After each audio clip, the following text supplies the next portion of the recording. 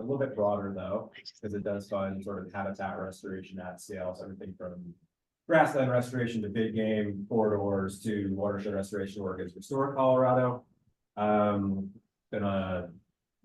around for several years. It's been it's a partnership between the Water Conservation Board, Parks and Wildlife, NIFWIP, and several federal agencies that kind of pool funds and kind of coordinate funding awards. That does fund looks like PBR, but it does give a priority for West Slope PBR. So just kind of flag that. So projects that are in the Colorado River Basin, as well as projects that are identified in stream management plans. If you happen to work on one of those. So that's the National Fish and Wildlife Foundation. The last thing I'll kind of just mention on these is that both of these programs fund what we call capacity building. So that includes staff time. If your organization is looking to bring on some additional help, both of these grant programs can help support that, including some technical assistance that help some of the other grant programs that I'll mention here. The Water Conservation Board, if you're not familiar with the CWCB, this is the state's leading water policy agency. They also manage a very large grant portfolio, 25 million plus, probably one of the best funded state agencies out there in Colorado anyway. Multiple grant opportunities. Several of the ones I listed here can support low-tech PBR or have done so in the past. So there's the Water Plan Grant Program, Watershed Restoration Grant Program that Chris Stern manages, the Water Supply Reserve Fund grants, which are accessed through your regional basin roundtables. And then this unique one that came along with the American Rescue Plan Act, and that's the Federal Technical Assistance Grant Program. And that will fund basically to bring on contract help or your own internal capacity to help go after larger federal grants. So it's kind of a unique fund. Again, there was some stimulus funding. Colorado put a portion of that towards this new program. And those funds, I believe, have to be spent or at least obligated by the end of this year. And there's about 2 million left. So I'd say go after it. Really cool program, working in multiple states. It's nice to have a program that kind of funds some of that project development work. It's really top of mind for that. The other thing I'll note on the Water Conservation Board funding is that there are 4 regional grant managers now across the state. So way back in the day when I used to work there, everything kind of funneled through these like 7 people that lived in Denver. It was kind of weird. We were out on the road all the time. But now there are 4 folks that like roam the state. They're kind of split up geography wise that are kind of your intake, your starting point for projects. So there's a person that represents the Rio Southwest, the Flats, Northwest Colorado, and Arkansas. And so those are kind of your starting point. And again, you go to the CWCP's website, you'll find contact information for each of them, but they're essentially helping you navigate through the state's grant programs. And so I encourage you to develop some relationships there. Moving on to more of the federal side, the big funder in this space is the Bureau of Reclamation. And they've had this large grant program, Water Smart, now for about a decade. And it's kind of grown in terms of complexity and options over the course of that period in time. I've listed 3. There's many grant programs that live under the Water Smart umbrella, but there are 3 that fund this type of work consistently. Again, we'll go through each one, but I'll just plug. If you're looking for, again, capacity support, planning, early stage project development, Proper Watershed Management Grant Program is a great program. Doesn't have any cost share associated with it. And because of the bipartisan infrastructure law, there was a huge infusion of funding to Water Smart. And so there's more funding than ever that Reclamation has. And so I highly encourage you to check that program out. I believe the deadline for that is this September. And so that's a really unique grant program. There's also a new option around planning and design. Again, tough to find money for early stage project development, but there's a new grant program that will fund you up to, I think, 60% design. So that's a new grant program. And then anything past that is the Environmental Water Resources Program. And so again, I would kind of, Reclamation kind of works as you think about the project life cycle, there's sort of like a grant for every stage in that life cycle. And you can kind of stack them together in terms of, moving a project from concept to shovel ready.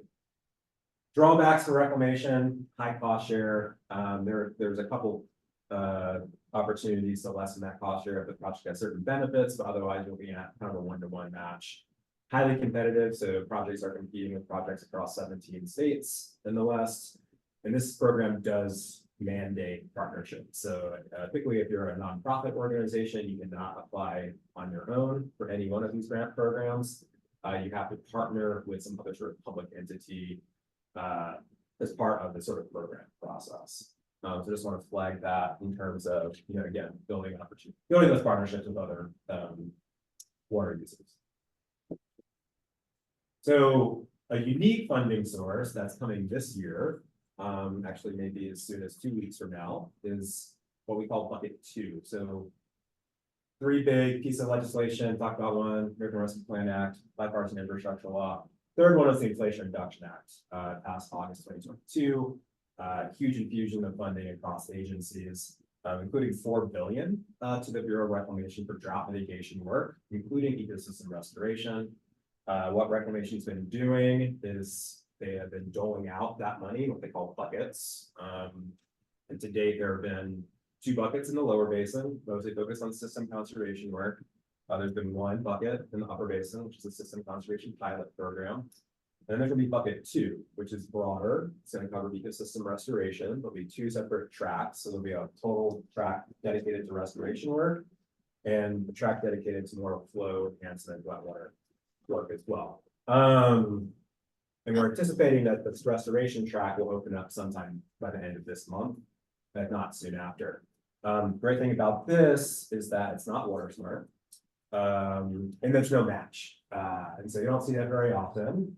And this could be a big deal. I mean, we might, this could be, if this goes well, and there's a lot of interest in this approach, this more kind of flexible, funding program approach, Reclamation might end up maybe taking this route or thinking about this down the road more. So I encourage folks to check this out. We're tracking this RFP in real time. We'll definitely get the word out to Jackie, Abby, Anna, and others when we see more details, but I definitely want to put this on your radar because it could be a really big opportunity for folks to get a lot of cool stream restoration type projects done, because those are certainly going to be eligible. Couple quirks though.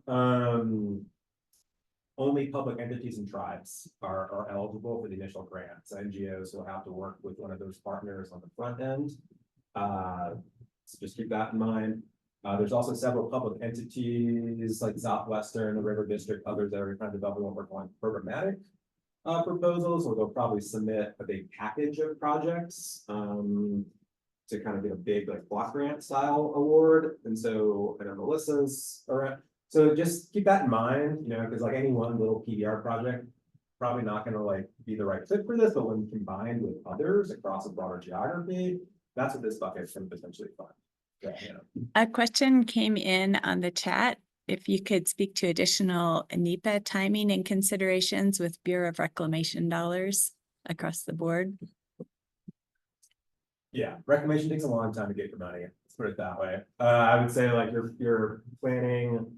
You have a project that you want to get Reclamation funding for. I would envision somewhere in a 2-year time frame in terms of scheduling the application to actual award, because the procurement process is lengthy, and they are one of the few federal agencies that to date have not developed any sort of EA or category exclusion for stream restoration work, although that might be changing as we speak. There's a public comment opportunity to inform some permit shepherding or permit expediting at Reclamation, but unlike other agencies, they do have a fairly funky permit process. So you do have to back that into getting money through them.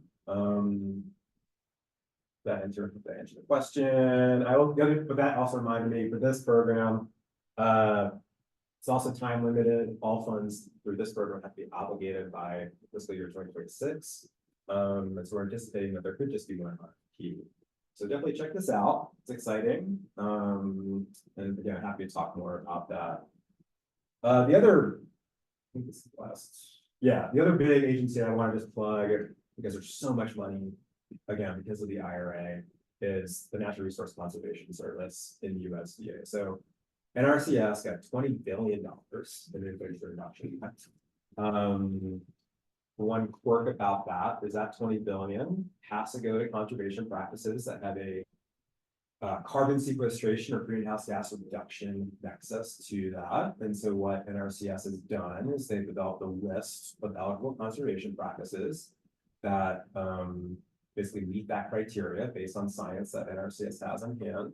And happy to report that in the second year, fiscal year 2024, we were able to get low-tech process-based restoration added to that list. And so it's really exciting. It's a huge pot of funding that's getting kind of doled out. I'm not going to get into the details of the formula, basically on how NRCS spreads that out across the various state offices. We've then directed those dollars down. But and a lot of that funding is tied up in the environmental quality incentives program, which if you've never worked with before, basically how that operates is that a landowner develops a conservation plan, identifies sort of resource concerns, identifies those conservation practices that can address those concerns, like PBR. NRCS will enter into a contract with that landowner, and they get the check cut to implement those practices. Now you might be wondering, where does the NGO play a role in there? It's kind of facilitating that process. And again, you go back to that NIFWIF page. NIFWIF has money to help pay NGOs to do that technical assistance work, make these connections, because EQIP does not go to an NGO, it goes to the landowner. But that's where I would say it's the simplest program in terms of accessing dollars, but you do have to do it on a landowner by landowner basis for the most part. The other big one is Regional Conservation Partnership Program, or RCPP. I just plug it because the scale and potential for it is immense. It is historically one of the most complicated federal grants in the history of grants. And so with that, there's been a lot of efforts to make it more streamlined. They're doing more alternative funding. So I want to put it out there because there's more money under these two programs than there's ever been. And so if you ever thought about a USDA funding opportunity, now's the time, because again, like they're flush with dollars and they're trying to get these dollars out the door very quickly because of all the grants I just talked about. This is the one that probably has Congress like, oh, we're going to claw that back and do something different with it. So anyway, let's plug that. Really good opportunity, especially if you're wanting to work more on the private lands side of things. I think just two more slides. Just want to plug some resources that are out there.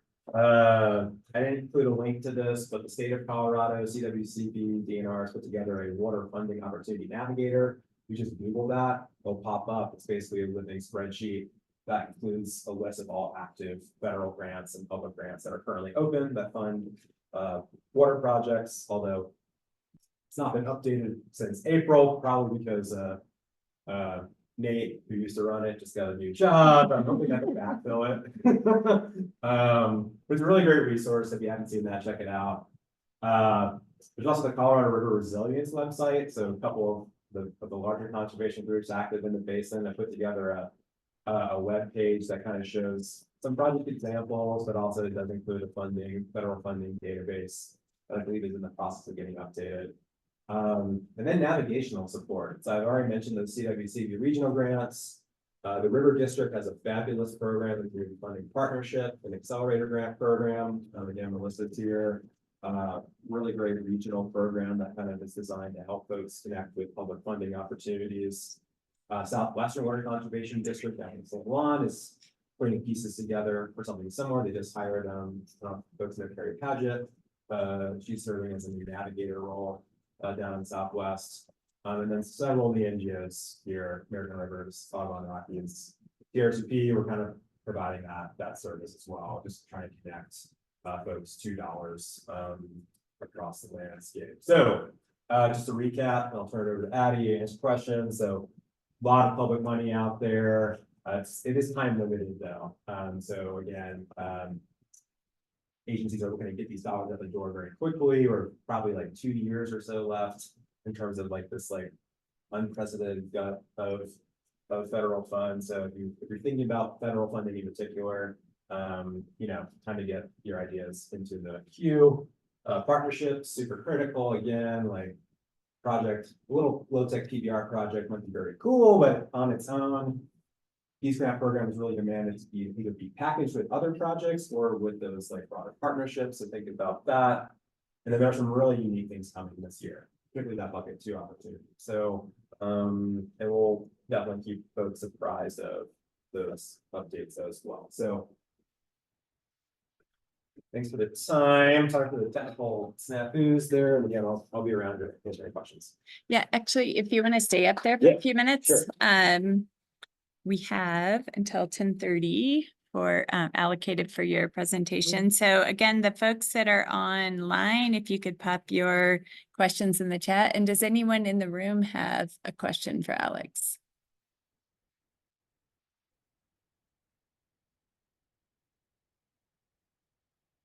I wanted a clarification point in when you said for the BOR funding from like submission of application to award, you think that can take 2 years? It has. It has. But They're getting better. Depends on the grant. I'd say for some of the big ones, like the construction grants, yeah, you're looking at least a year, if not more. Well, because there's the time between application and then approval, that's like a year, often 6 months to a year. And then there's contracting, which can take a few months. And just a project that I'm involved with, the contracting didn't take that long, but before we can break ground, we need to go through that NEPA. So there's surveys. So we're technically started, but no dirt is going to move until fall at the soonest. So the funding through BOR can be used for environmental clearances and planning in addition to implementation. Yes. But I would certainly, yeah, we're looking for a project that's celebrating next month. Needs money next month. Just gonna that. And I don't want to say about information. NRCS, federal funds just take a long time. The tricky way from application to award. It's not just an application problem. And when you say procurement, are you doing procurement in partnership with the BOR or are you doing that through the individual organizations who were awarded funding? So, yeah, I mean, if you're awarded funds, reclamation will work with that entity that receives funds to go through the procurement. Go through the awardees procurement process. Okay. But just making sure, because it sounded like maybe there was a partnership there and I never had BOR funding, so I didn't know if they had different requirements on procurement with their funds. No, the partnership's more about the applicant, like when you apply, you have to have they call it category A and category B, so if NGOs are category B. You need a category A partner as part of your application to be eligible for 9 out of 10 of their grant programs. There's one exception. Otherwise, you need the Cat A partner who's either a public entity, state, local government, tribe, or water user on the application submission with you. They don't have to be the fiscal agent, though. The NGO can still receive the grant. Yeah. And so then as the fiscal agent, it would fall to their procurement processes to select contractors either for design, clearances, or implementation. There's another question here. Do you need to budget more dollars for the NEPA process for Bureau of Reclamation grants, or do they cover those costs on the back end? I'm not totally, I know you need to incorporate your NEPA costs into your grant application, but I don't have insight on whether that is, whether you need to budget more for your NEPA if you're going through the Bureau. We've certainly seen a scenario where reclamation will overshoot their permit estimate, and then that'll eat into your other costs for the grant. So I would say, as much as you can, create more wiggle room on the permit budget line than what you're thinking, because you're otherwise they could eat your construction cost. They'll pull it out of your total award. They won't ask it fine. Yeah.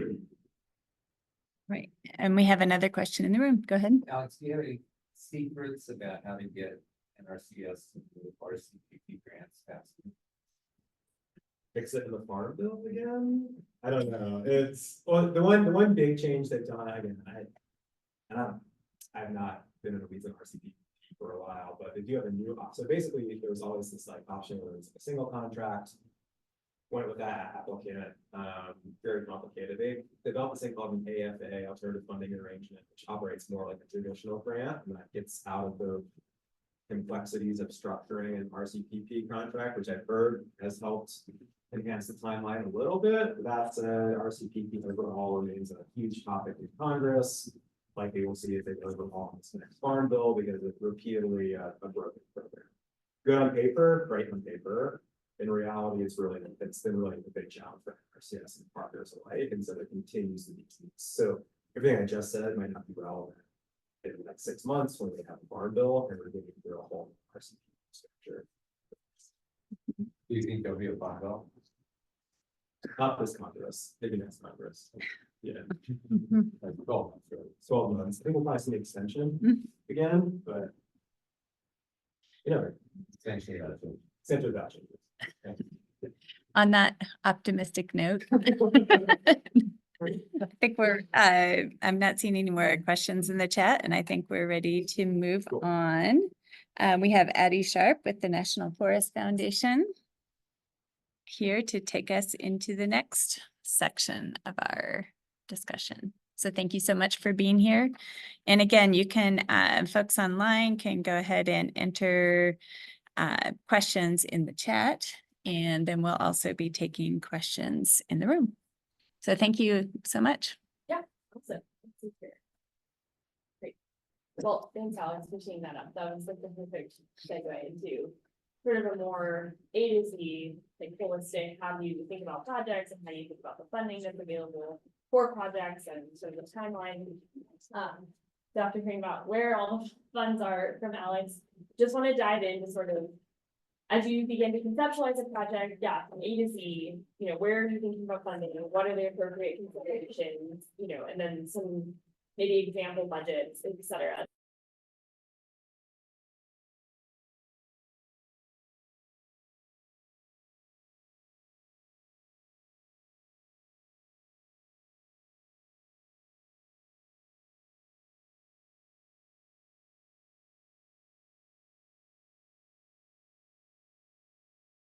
And the second is your conceptual design and permitting, and the third is, funding and implementation. So just want to kind of walk through each of those and how do you focus on where funding fits into these phases. So for the site prioritization and selection, a couple considerations to just start thinking through, especially as it relates to funding, is what is the primary goal of the project? I think, having that clear from the onset really helps you direct, are you running VOR? Are you running to NRCS? Who is your appropriate audience for funding?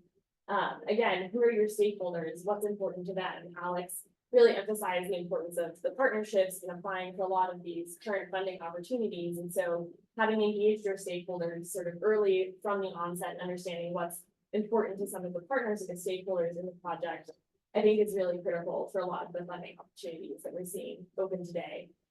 And then finally, what is the opportunity for the greatest ecological uplift? Of course, funders want to, focus on projects that have, great potential for ecological uplift. We want to be working in spaces where we're going to see, really wonderful results that we can point back to as success in these projects. So as you're kind of conceptualizing a project, thinking about these three questions, there's so many more considerations, but I think these are sort of a great framework to start with, especially as you think about who are you going to possibly apply for funds through. Spending a tiny bit more time on site prioritization and selection, and this is not the session that's happening next door on site prioritization and selection, but there are a lot of great tools that are available, especially for the desktop analysis phase.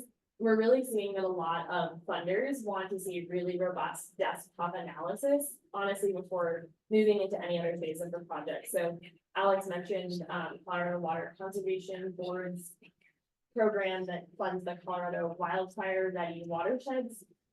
That's like a long great title, but program, and that one really, they are super emphasizing the planning, the site prioritization, and making sure that that all happens up front before you're really even eligible for a lot of those funds. And so I just pulled up a couple examples. The lower right on the screen is Sarah Marshall's linker model developed through Colorado State University. The upper left is the tool that the National Forest Foundation developed last year, which helps prioritize process-based restoration throughout the Colorado River Basin. But there are so many others, the BRAT, the VBET, like we all know, there's a whole bunch of tools. So I think just really, again, focusing on the funding, funders really want to see that the desktop analysis has been robust and relied on some of the existing tools and frameworks that are out there to do so.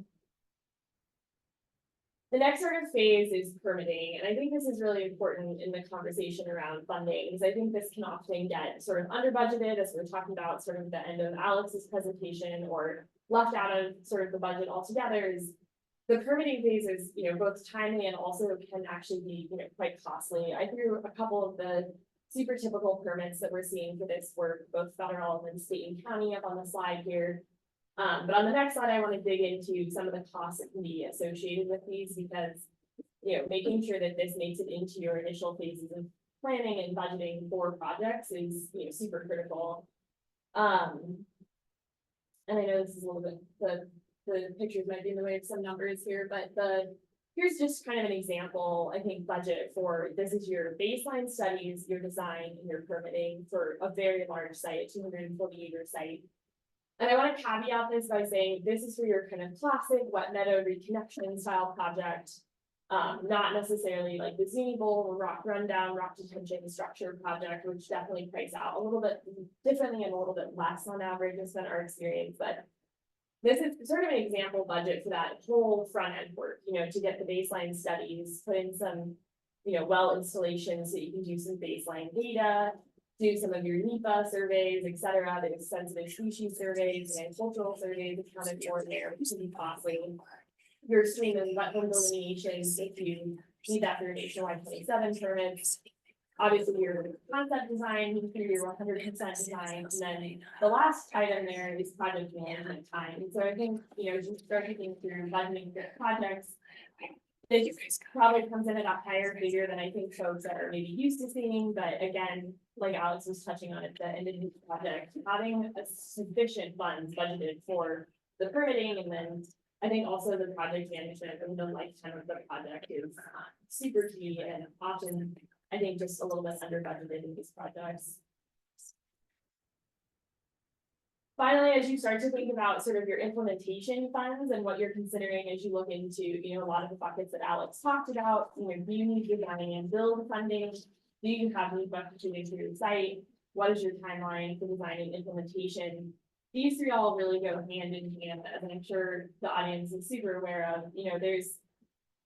There's the nuances of getting to NEPA. That process can take, a variable amount of time. And so deciding whether or not you're going to pursue design and build funds together, just design funds, and then go back for implementation funds is super critical from the onset. You don't want to apply for design and build funds without your NEPA in hand and then get into a tricky situation where you promised your funder that you're going to implement by X year and the NEPA takes a whole year longer than it was intended to, which we all know happens frequently. So I would say from our end, we often see that it's more successful to apply just for implementation funds, use that to get your conceptual designs done, either sort of concurrently with your NEPA or after you have your NEPA in hand. And then once you have your NEPA and your design in hand, that makes you a particularly compelling candidate for some of the implementation buckets of funding. So just that timeline, I think, varies project to project, but important considerations. And then lastly, and I think I'm going to touch on this a little bit on the next slide too, but what additional benefits does your site have to offer? And as you think about funding, there's the kind of classic buckets for classic watershed restoration work, and they fit neatly in the categories, but there's so many other buckets of funding that this work is adjacent to or can support that are still flush with funding. So, again, is there an overlap with a mine reclamation site? Is this related to the wildfire crisis strategy? Can we be looking at, wildfire specific funding for this work? Is there a species of interest such as sage grouse, and you can be pursuing a funding opportunity that perhaps relates more to one of those other categories, but there's space for watershed restoration within those other buckets of funding. This is sort of one bucket, if you will, that Alex didn't necessarily touch on, so I wanted to make sure we got to it, which are the foundations and the corporations, and the NFF does a lot of work with both of these entities. I see Jared in the room over here, but the foundations, I've listed a whole bunch of national foundations here. There's national foundations and then down to your more local and state level foundations, but really pursuing whatever opportunities exist through foundations for this work can be helpful. So then I wanted to spend a little bit of time on the corporation side of things. The NFF does a lot of their projects through corporate partnerships, and again, lists some national corporations here, but pursuing opportunities down to sort of your local level, local businesses, et cetera, can be a great place to look for, in particular, implementation funds. It's worth noting that on the foundation side, that's often a relationship style application, not always an open application. And so starting to build those relationships either with some of the entities that are listed on the screen or your local foundations can be key in planning your project funding.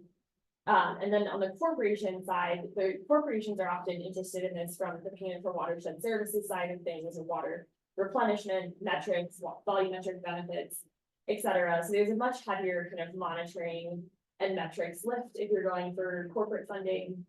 But nonetheless, there's a growing interest, I would say, in many corporations in sort of this low-tech process-based restoration in particular. And these are just a few folks who have been great partners in this work. So moving into implementation, here's a similar example budget for implementation. Sorry that the numbers are a little bit hard to see here. This is your typical, again, Bud Meadow reconnection project. The rock rundown structures, or sorry, rock detention structure projects definitely priced in a little bit less. This is I would say this is a conservative estimate. You want to minimize this values. See if that helps. Okay, I was afraid to touch anything. I know. Me too. Explode. But yeah, this is for, again, a big site. This would be a phased project over the course of multiple years. So maybe you're looking at dividing this number in half and doing half in the first year, half in the second year. And this is super super comprehensive, and probably on the conservative side in terms of over budgeting for different things, but you know, sort of your typical project implementation path here for a PALS or BDA project.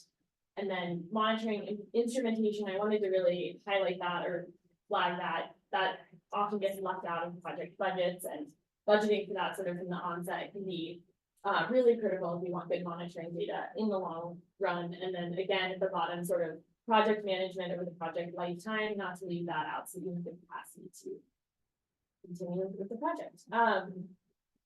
Last slide, last but not least, the NFF has developed our own internal project readiness checklist. I thought I would put that on the slide. You can see sort of partner requirements, which would be us, capacity requirements, which for us is often the US Forest Service as our primary partner, and then the biophysical requirements of the site to be successful. So I won't read that off. I think it's close to comprehensive, but not fully comprehensive, and would vary organization to organization, but this is often what's required in order to obtain all the different funds in order to complete a project. And so I just wanted to toss that up on the slide as our framework and frame of reference for when a project is truly shovel ready, funds in hand, NEPA in hand, meets these different requirements for a successful project. So that was a pretty quick run through. I think we have extra time for questions. So if folks have questions for Alex also, we'll call you back up, but if something else surface, otherwise I can for questions. Yeah, thank you so much. Yeah. And I don't see any online yet. So does anyone in the room have any questions? Yeah, I have one for Alex that kind of came into me directly. Elizabeth was requesting some examples, some project examples of the Upper Colorado Basin watershed. Do you have any examples of funding applied? And Elizabeth, please feel free to add in more detail to your request. In terms of projects that have gotten funding, or I believe so. The Resilience website has some. Resilient, Yep. yeah, so I'll plug the Resilience website does have some project examples. Austin here is working on a number of low-tech riverscape restoration projects on BLM land. The big one in Colorado that comes up all the time is Trail Creek. It's upstream of Almont there, really big process-based restoration project involving the fire service. Handful of others, but yeah, all to say, like there are projects that are kind of getting queued up, and we're seeing more examples like this. But yeah, Upper Green in Wyoming is another kind of hot spot at the moment. Gunnison.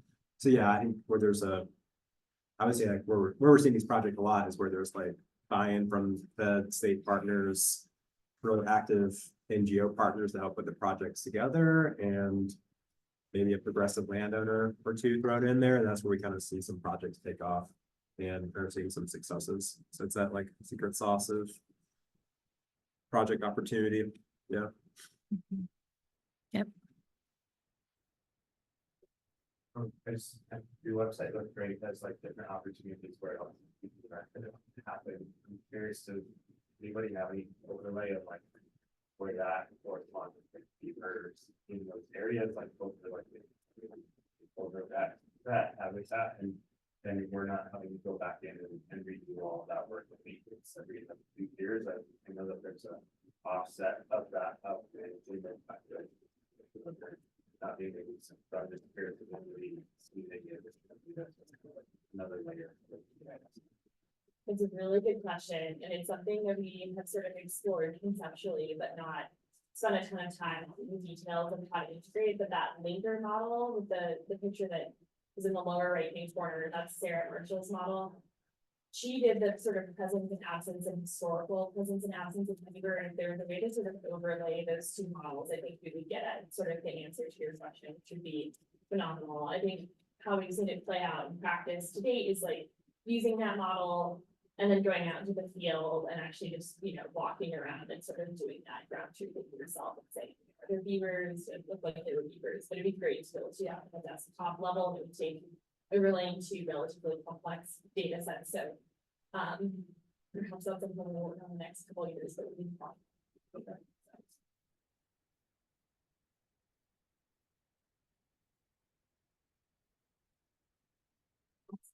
Any additional questions for either of our speakers? Yeah, I do too. I can stop, so, I can stop it too. I'm just curious, like, what's their interest? that's a great question. And Maddie, my colleague Maddie, so Maddie, maybe you can speak up if you know better. I'm not as familiar with their specific partnerships. Our acquisition finance team manages those relationships more so. Obviously, like Coca-Cola is self-evident. But I think it's again sort of that corporate social responsibility aspect and wanting to invest in, you know, different causes that they see making a difference. And so they've been great partners. I don't know if you could add to that, Maddie, in your experience. Yeah, and I think that there's this interesting nexus at the National Forest Foundation between like our traditional field work where we're working with partners doing project implementation on the ground, but then we also have a conservation and finance department that's building out and trying to like figure out how we quantify the impacts of those work. And so like Abby said, I think that's where those corporate sponsors are interested to figure out how are those metrics actually being developed and companies are claiming those benefits that they're investing in. So I think that's where we're seeing interest with those corporations and that right now is that nexus between where we're doing work on the ground and how those benefits are being measured. Yeah, there's a huge market there for the payment for watershed services, but it takes so much on the front end to really develop sort of the robust metrics and monitoring and how you're actually going to quantify the benefits in a way that's accurate, best management practices, and the World Resources Institute sort of led out on the best management practices for that work. And so we're modeling everything we do off of that, but it's a much heavier lift for projects, but then you can tap into, you know, a great source of funding, mostly for implementation. They aren't really interested in the planning phase. And so that's where I think, you know, Alex sort of laid out buckets that apply for the planning and capacity versus the implementation. That's more of the implementation bucket, but for sure. And that's where we're working with those corporate sponsorships, the monitoring line item in your budget exponentially increases to be able to have those kind of like verified PMPs to start out very early on in the project so that you can show kind of what was the baseline before and how is it improving incrementally. And some of them even require monitoring 10 years past project implementation. So it's really a pretty large investment in terms of a commitment and the funding to be able to maintain that expected. So I'd love to ask a question as well. So in regards to having literally state and federal funding almost ricocheting off the walls, the availability, what I find talking to people is they know that the funding sources are out there, but there's a hesitancy to jump in. The complexity, the uncertain timelines. Have you seen any efforts that help support capacity for this funding to touch the ground in a way that people feel confident in the efforts? Does that make sense? And something that Alex has. Okay.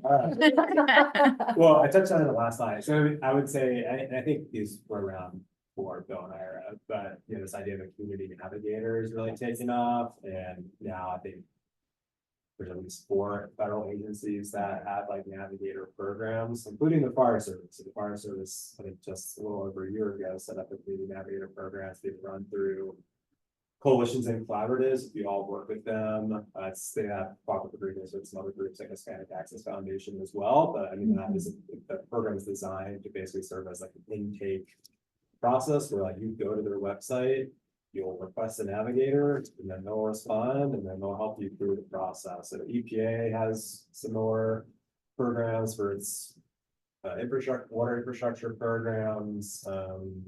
CWCB, those regional grant folks kind of, so I would say like reach out to those types of organizations because they've literally been set up to help kind of demystify the process, so to speak, and to walk you through like almost every single step to get to an application. It's not across the board yet, but there are bright spots where we're seeing a lot of attention to that issue. Great response. I would just add also, if you're in the Colorado River District's territory for their community funding partnership, they require you to call them early on, which I highly recommend because they're super helpful people that can also play a role in demystifying how you can use their funding to kind of be part of the puzzle piece. Yeah, I just add on to that to the benefit of these partnerships. If you're working with a local land trust or a county government, school government that's doing this kind of work, they sometimes get access to additional kinds of funding. So Great Outdoors Colorado is another opportunity. We fund capacity either directly for those organizations to support the work or pass through to partners, but having that help to trust for the government is important. But yeah, great opportunity for public private land restoration too.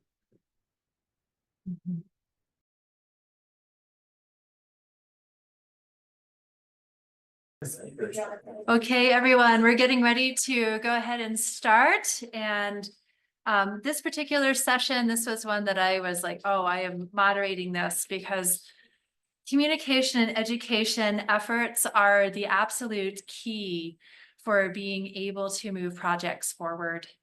We've seen that in stream restoration time and time again. And we have a lot of science. We have a lot of management capabilities. As we heard in the first session, we have a lot of funding opportunities. Nothing moves unless people move. And that is through effective communications, education outreach, and relationship building. And so with this, I'd love to invite David Varner from Colorado West Land Trust to talk about some of the experiences on the West Slope that he's had through communication and education. So thank you, David, when you're ready. Great. Okay, thank you. The camera's here. Okay. Yes. All right. Yeah, thank you, Abby. I appreciate it. I gotta start off. I gotta say I've never been an expert at communication. I think my wife would, well, I know my wife was pretty surprised when I told her the panel I was talking on here, but maybe about some things I've had some success. So I hope I can share some of these experiences and other people can learn from them. I work in the land trust community and I have some information here that's covered up. Okay, let me just move that. Actually, I think I have to. Oh, I was using the wrong mouse. Sorry. Tricky. Yeah. Here we go. There we go. Perfect. This in the land trust community, this just says a little bit about my land trust, Colorado West Land Trust, a little bit about where we are.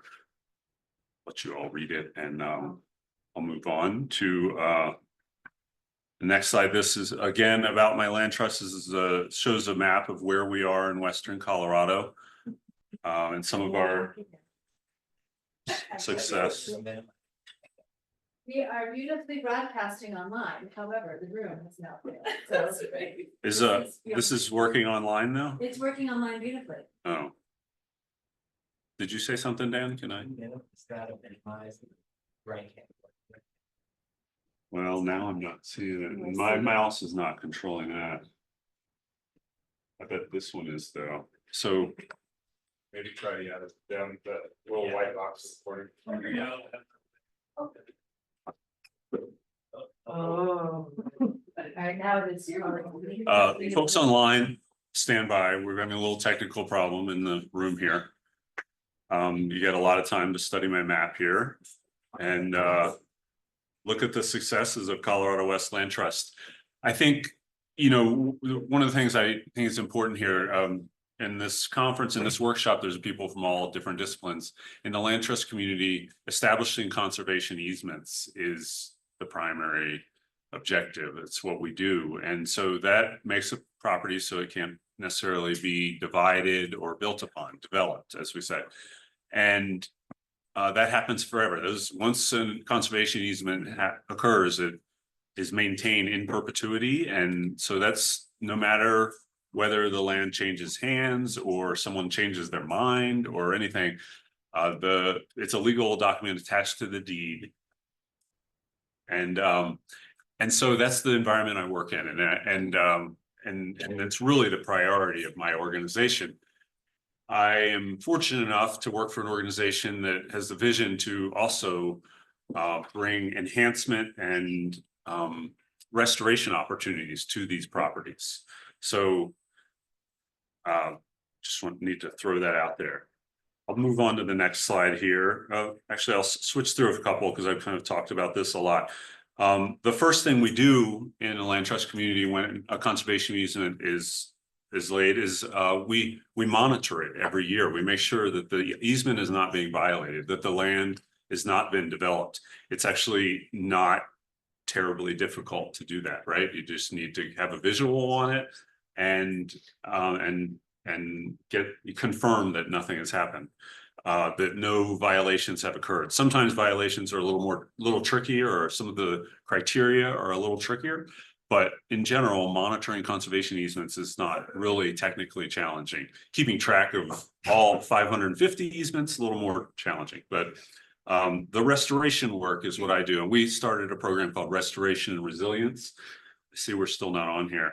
I'll try and paint pictures with my words here. So David, Yes. this is what we were seeing online, so it's beautiful Okay. online. So thank you for patience in the room. It's coming. Okay, great. Let's go. Okay, great. And Abby, will you let me know as we get maybe a few minutes remaining? Thanks.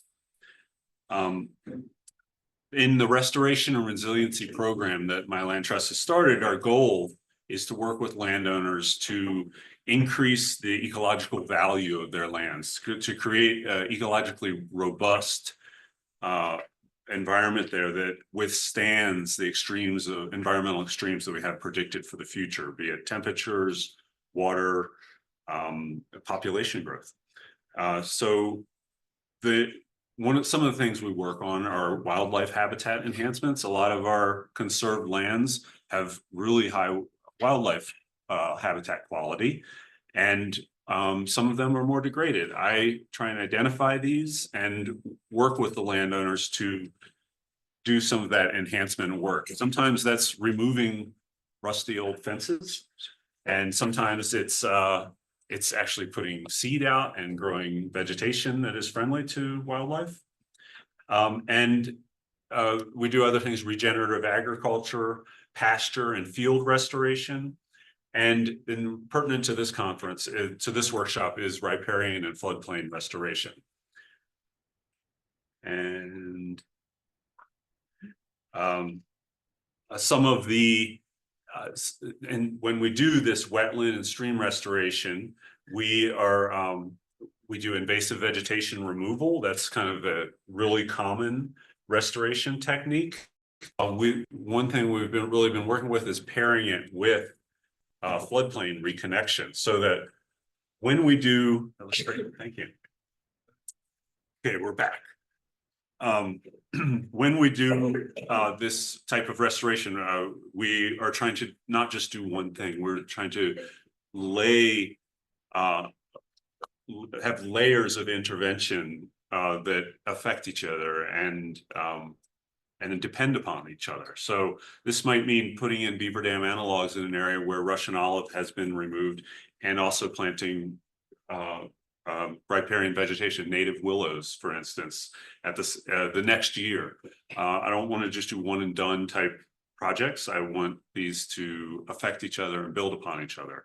And then I put this slide in here. This is shows, getting landowners on board, and this comes to our communication piece, showing them that we are committed and that we work with other funders and volunteers that are committed to our cause is really important. So a great road, an inroad to landowners is doing fence work. This is removing old fence, providing fence materials for landowners.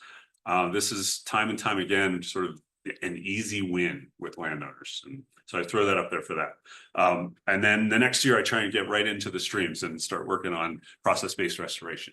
That would be the way I would like to work. I love rivers. I've spent all my life in rivers and streams. I recognize the value of restoring high first order streams, ephemeral streams. There's incredible values to be gained there.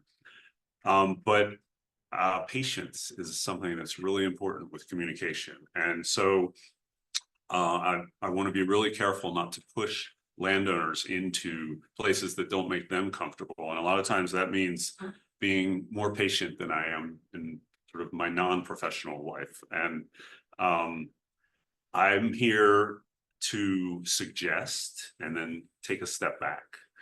Sort of provide resources and take a step back. I want my landowners, I want the partners that I have to take their own step forward. I don't want to push them into that.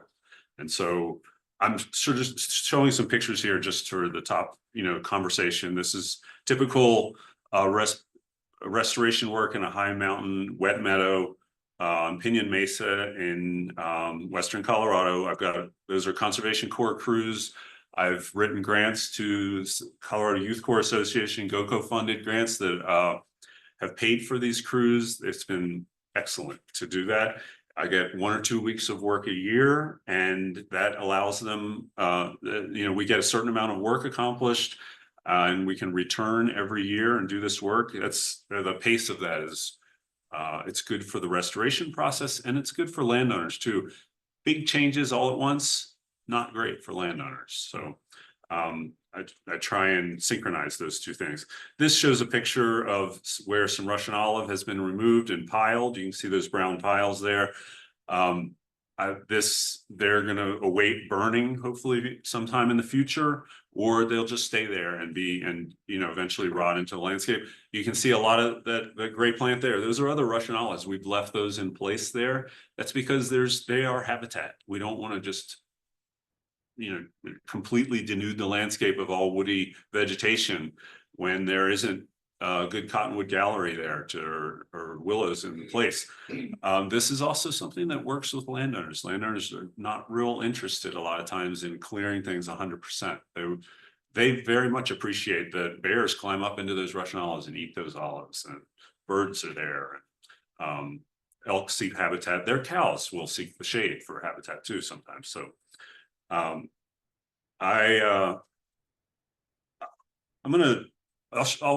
go through some slides here to show the pictures, but I think in terms of communication, I think humility is really important here. And this is, as an ecologist as well, I mean, the river, the landscape is a teacher. I'm there to observe and learn.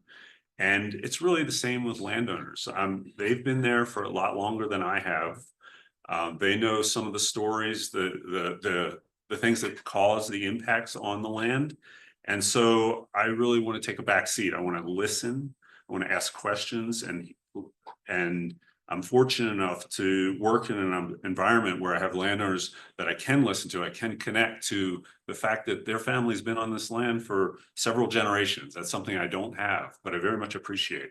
And so I want to learn. I want to be humble and listen and learn. And then I mentioned the bit about the patients. I think observation in terms of in communication and as an ecologist, observing conditions is very important, and not bringing any biases into that. I mean, we all have our biases. It's important to try and minimize them, I think. And That's in ecology, and it's also in a conversation with the landowner. I'm not going to bring my big city bias. I mean, I'm using a stereotype there, but I did grow up in a city. I did go get a master's degree, you know, and I'm working with people that maybe didn't necessarily do that, and they don't really want to hear me tell them how to treat their land. They want an opportunity to tell me what they think about their land and about their river. And so I think these are probably the most important things about communication that I bring to this work. Okay, one more thing, and I think I'm pretty near time, right? So is demonstration. I think I've tried printing materials and handing them out to try and get people on board. And I put these nice pictures on those things, and I try and write, you know, words that are easy to communicate, but really those pieces of paper get kind of put aside. And it's very important to do things in person and to show things in reality with people. If I have success in an area, one of the first things I'll do is talk to a landowner and ask if I can bring their neighbors over and look at these sites. I've had great success with that, with this particular project on Pinyon Mesa here. And it's not all landowners that really want lots of volunteers to come visit their land, but they usually want a neighbor or two. They usually want to show something off if, you know, they have an opportunity, whether it's a new fence or restored riparian area. And those visits are key. Sorry, what? Oh, the Joneses, to keep up with the Joneses, right? And in an ecological restoration sense, yes, thank you. The pictures I've thrown up here, they do demonstrate, you know, the effectiveness of some of the BDAs in this channel here, and these are the ones I will use with landowners. But it really is important to get folks out, walk with them on the rivers, come look at these sites, show them what a BDA looks like after a flood comes through. Even if it's a failure, it's okay. I mean, actually, that's great thing about process-based restoration is failure is usually not catastrophic, right? I mean, it's just wood, sticks, mud. It's not concrete that ends up, you know, downstream or breaks apart. And there's no steel involved. So this failure is part of the process. And so I keep communicating that, and I keep, you know, reminding our landowners of that too. And really, that's not something that's hard for our landowners to understand so much as we have this kind of ideal, I think, in restoration work, and maybe it's instilled in us in academic that you never fail. You always kind of strive for total achievement. And this, so more pictures here. I think I'll end it here. I've got a lot of pictures that I could just kind of go through. Oh, I'll end it here. This picture is actually one that's been quite valuable. So we just got this on a wildlife camera, and it happened to capture that little PALS in the bottom there, pole assisted log structure. And where I work, people really like elk. So this has been a winner. We passed this around many ways. So. Great. So, David, thank you. thank you. Yeah. What we'll do is go through the 3 presentations, and I think there's such rich material that we can have a good conversation for the last 15 minutes with that. But I have to say, it's been a sincere privilege of mine to be able to be out in the field with David and visit some of his projects. And it's extraordinary work. And I also, echoing some folks on there, like, this is not a question, but this all sounds so insanely cool, is what I'm getting online. So well done. Good. Well done. Okay. All right. Hi, everybody. Okay, so I am Natalie. I'm with NatGLC, National Grazing Lands Coalition. So I'm going to come at things maybe from just a little bit different angle than you've been hearing so far today. So I'm going to just first acknowledge NatGLC. So our mission is to promote ecologically and economically sound management for grazing lands. And so why is that relevant to this room, right?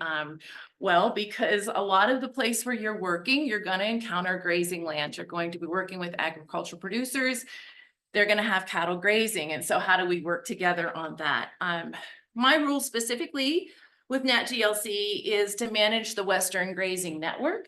And so I really appreciate all the information that's been coming up to this point about the different groups and funders, and we work with a lot of partners, and we do have funding specifically through the Climate Smart Commodities. So we work very closely with NRCS, and we are utilizing those funds. So our program does have a pretty robust monitoring aspect to it. And we have, I'm going to again talk a little bit about the partnership. So we're working with Working Lands Conservation. They are a science group out of Utah, and they've been doing a lot of research on how grazing impacts the land. We're also working with Northway Ranch Services, who help us with data. We're working with Inca. I don't know if any of you have worked with the Indian Nations Conservation Alliance. And then we also work with Central Colorado Conservancy, which is a land trust based in Salida. And then our grazing network goes down into northern New Mexico. So we're working with the Stockmen's Association down there. Again, all of these are partners who are working with grazers.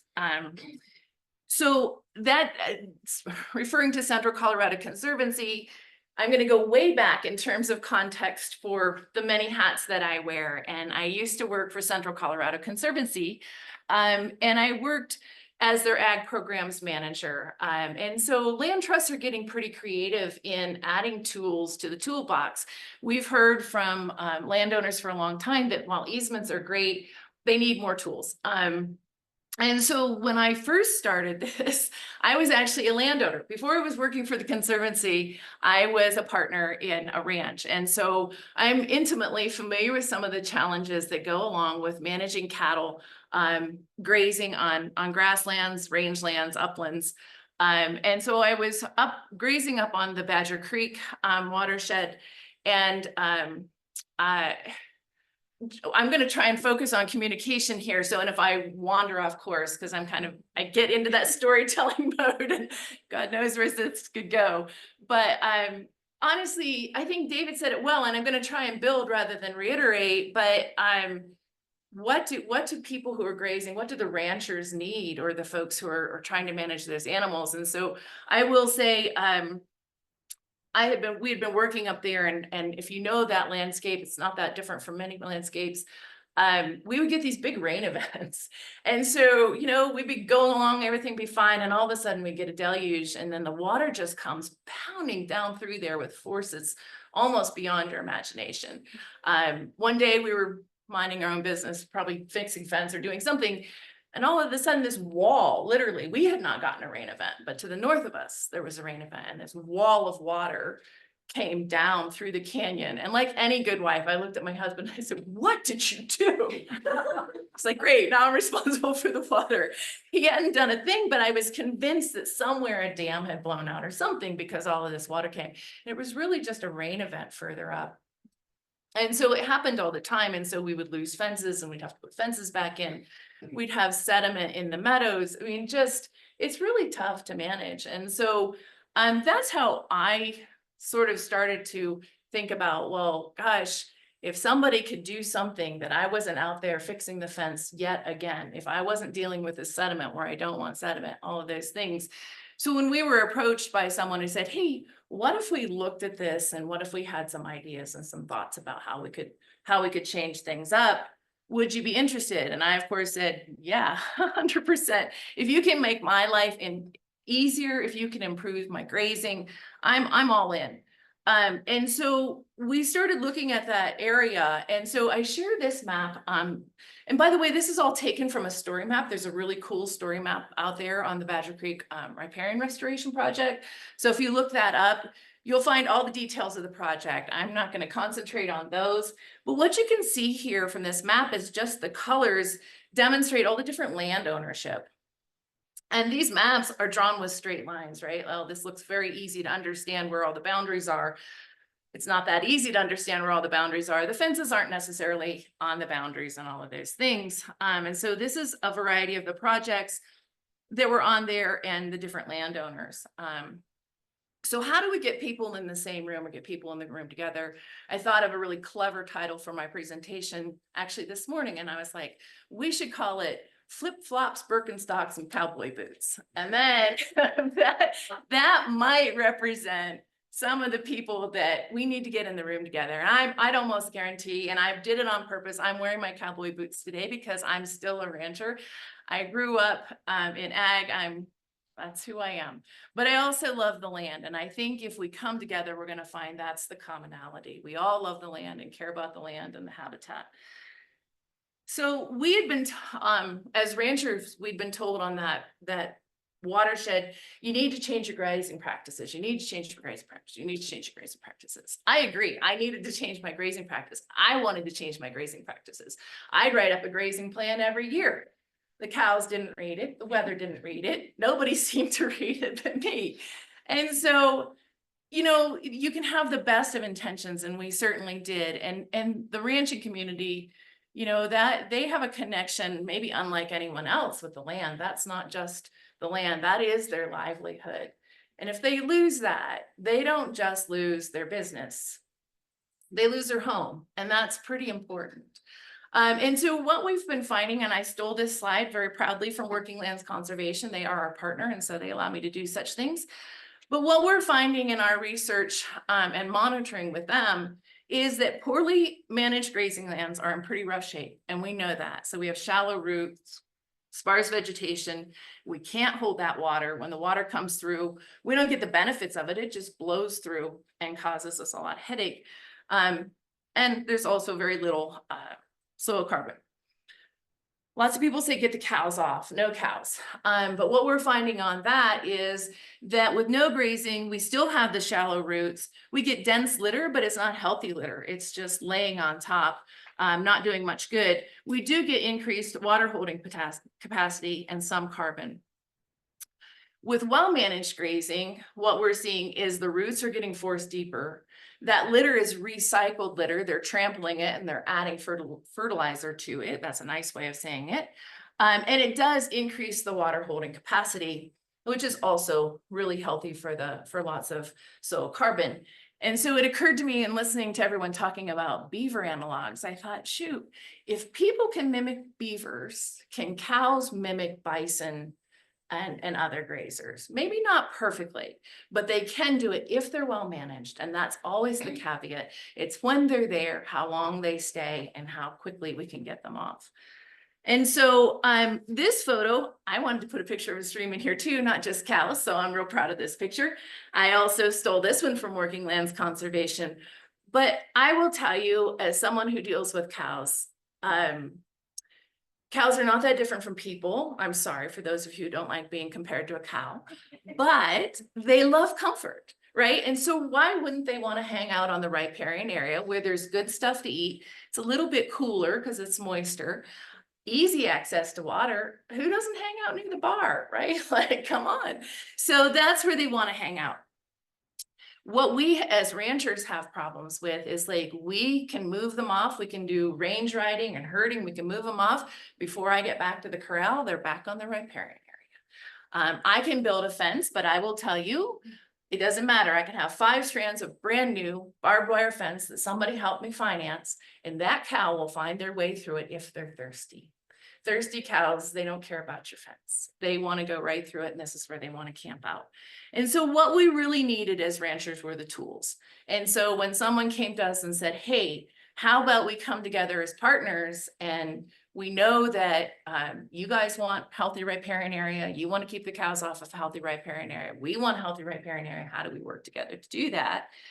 So we decided, sure, we'll give it a try. And so we brought together a group of ranchers, and I remember that first meeting, and it was pretty quiet in that room. We even served up some pretty nice chili and a few other things. Food brings people together. But there really wasn't, again, I feel like I keep touching on David's presentation, but, you know, get people together in the same room and let's start talking.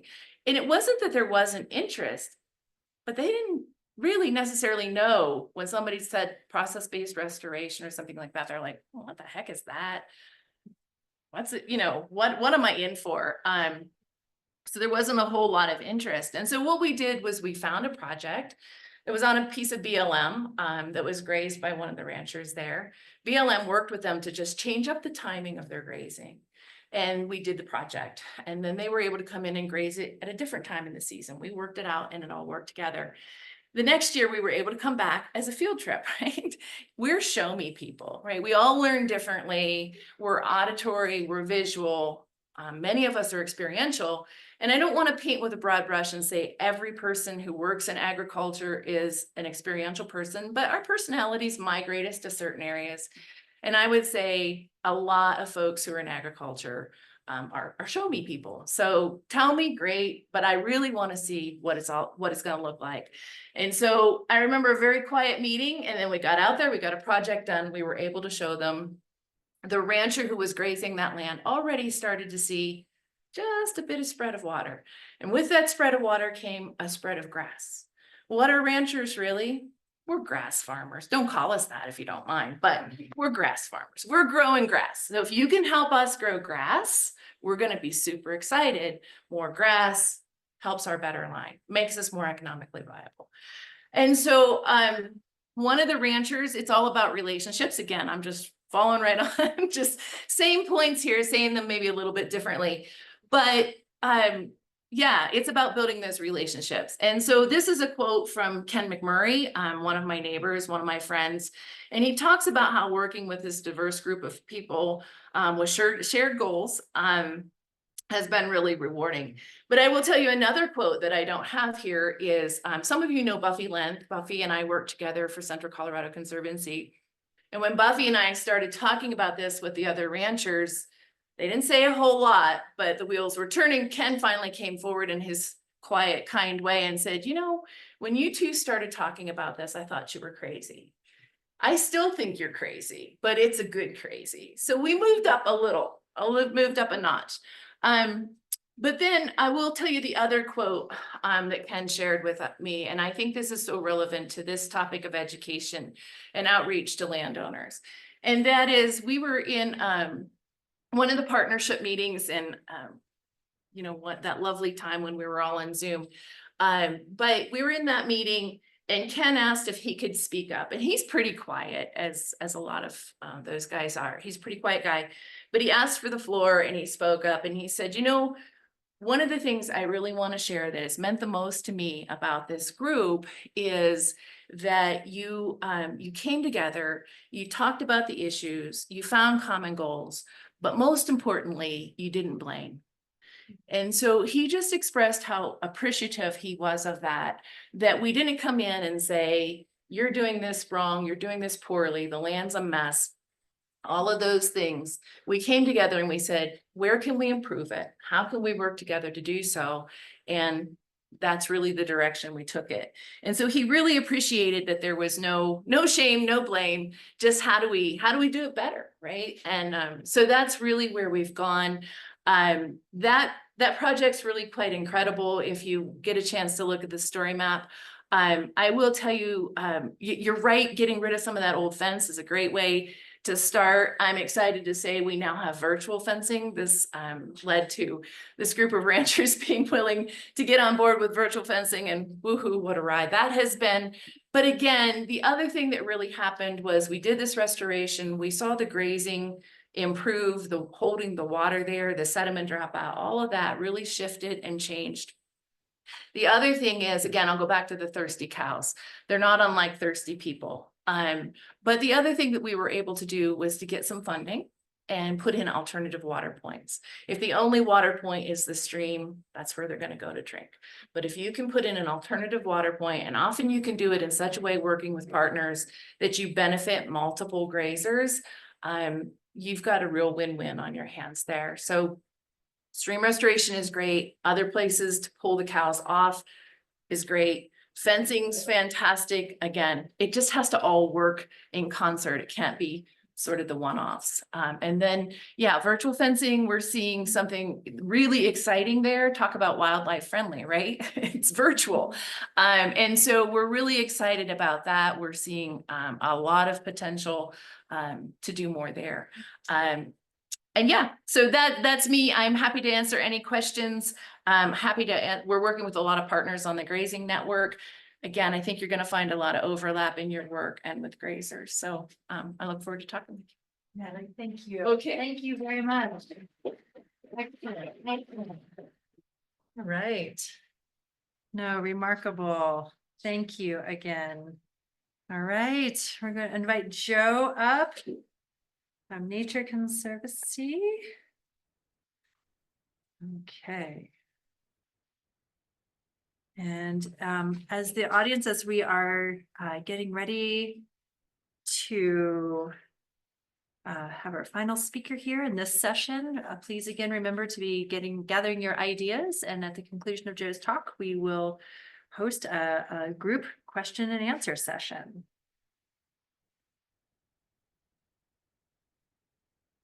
We're almost there. Okay, thank you. Thank you, Joe, very much. Thank you. Well, hi, everyone. My name is Joe Leonhard. I am the Colorado Riparian Restoration Project Manager for the Nature Conservancy. And I'll be sharing this presentation with you all today, which I titled Accelerating Riparian Restoration Through Community Engagement. So really thankful for the opportunity to join you all and speak about just the importance of communication and education, share some of my experience and just how instrumental these topics are for really guiding the success of our work. So to give you all a little bit of background about me, previous to joining with the Nature Conservancy, I'd actually worked with a nonprofit based out of Grand Junction called Rivers Edge West, formerly the Tamarask Coalition. And Rivers Edge West was founded around 1999 by a group of citizens that were really concerned about the proliferation of invasive woody species in riparian zones, so namely tamarisk and Russian olive. And this was a massive problem that just spanned jurisdictional boundaries. And so years later in 2012, Rivers Edge West spearheaded this partnership called the Desert Rivers Collaborative, which was composed and still is composed of federal and state agencies, nonprofit partners, as well as local governments and private landowners that all have a vested interest in seeing healthy riparian habitat maintained, restored, and managed along the Colorado and Gunnison rivers and Mesa and Delta County. And so my time with Rivers Edge West, was really formative for me of leading this collaborative and just saw the importance of bringing different partners to the table. And it gave them a forum and an opportunity to really share with other land managers or private landowners about the projects that they were up to, bottlenecks and constraints that they were facing. And we were able to really just learn about each other's values and objectives, which was kind of an aha moment for me, and what I think something I'd like to focus on here. I think I'll speak for myself when I think of education, of like, oh, let me go teach somebody something. And in fact, it was really more of what can I be learning and facilitate conversations across jurisdictional boundaries as these problems are so big. And so, as I've been able to now move on to my time with the Nature Conservancy, I see some of these common themes start to play out. And as I kind of mentioned, the scale of these problems that we're up against are so big that no one agency or organization can really tackle them. The BLM, as big as it is, can't handle all these problems. I work for a large organization, the Nature Conservancy now. They can't tackle this can't handle this issue on their own. And so I think that speaks to the importance of a really collaborative and community-driven approach. Collaborative that we're sharing resources and information, lessons learned, and community-driven that we're actually really listening to the residents, the communities, and the places that we work. And instead of being outsiders coming in and, as the other two speakers have said, trying to talk down to somebody or talk at somebody and say, I've got answers for you, we actually take a moment to listen and see what their values are, what the problems they're up against, what resources they might have, and neighbors that are willing to join forces. And I think when we come at it from that approach, we're able to produce much more durable outcomes, things that are going to last, that have community support. And as there's turnover of personnel or funding dries up, if communities are invested in this work, they're gonna see to it that improving their livelihoods, and therefore we're able to really just scale up the work that we're accomplishing. So now with my time with the Nature Conservancy, really focused on riparian restoration and low-tech process-based restoration, specifically in Northwest Colorado. So my area of focus is in the Waipa and the Yampa and White River. That's a good one. New river there. Yeah. If I discover a new stream, that's what I'm gonna call it. So yeah, in these basins, and as I'm spending more time in the landscape, yeah, it's a very arid region. It's ag focused. Yeah, this is a picture here of Yellow Creek, a tributary to the White River, between Meeker and Rangeley. Rangeley receives about 11 inches of precipitation annually, so very arid regions with a lot of sagebrush and greasewood. And this area has really been impacted by drought and increased aridification, legacy grazing practices. There's a lot of really progressive, smart, hardworking ranchers in this area that I'm getting to know. And they've kind of got their back up against the wall of things that happened well before their time. And so learning, what challenges they're up against and how they're trying to cope with this and look for ways that we can work together. And then, as we've also kind of touched about in earlier talks, legacy fur trade trapping that's removed beaver and then subsequently riparian vegetation and structure to these systems. And that has ultimately led to a lot of loss of biodiversity and simplification in these systems.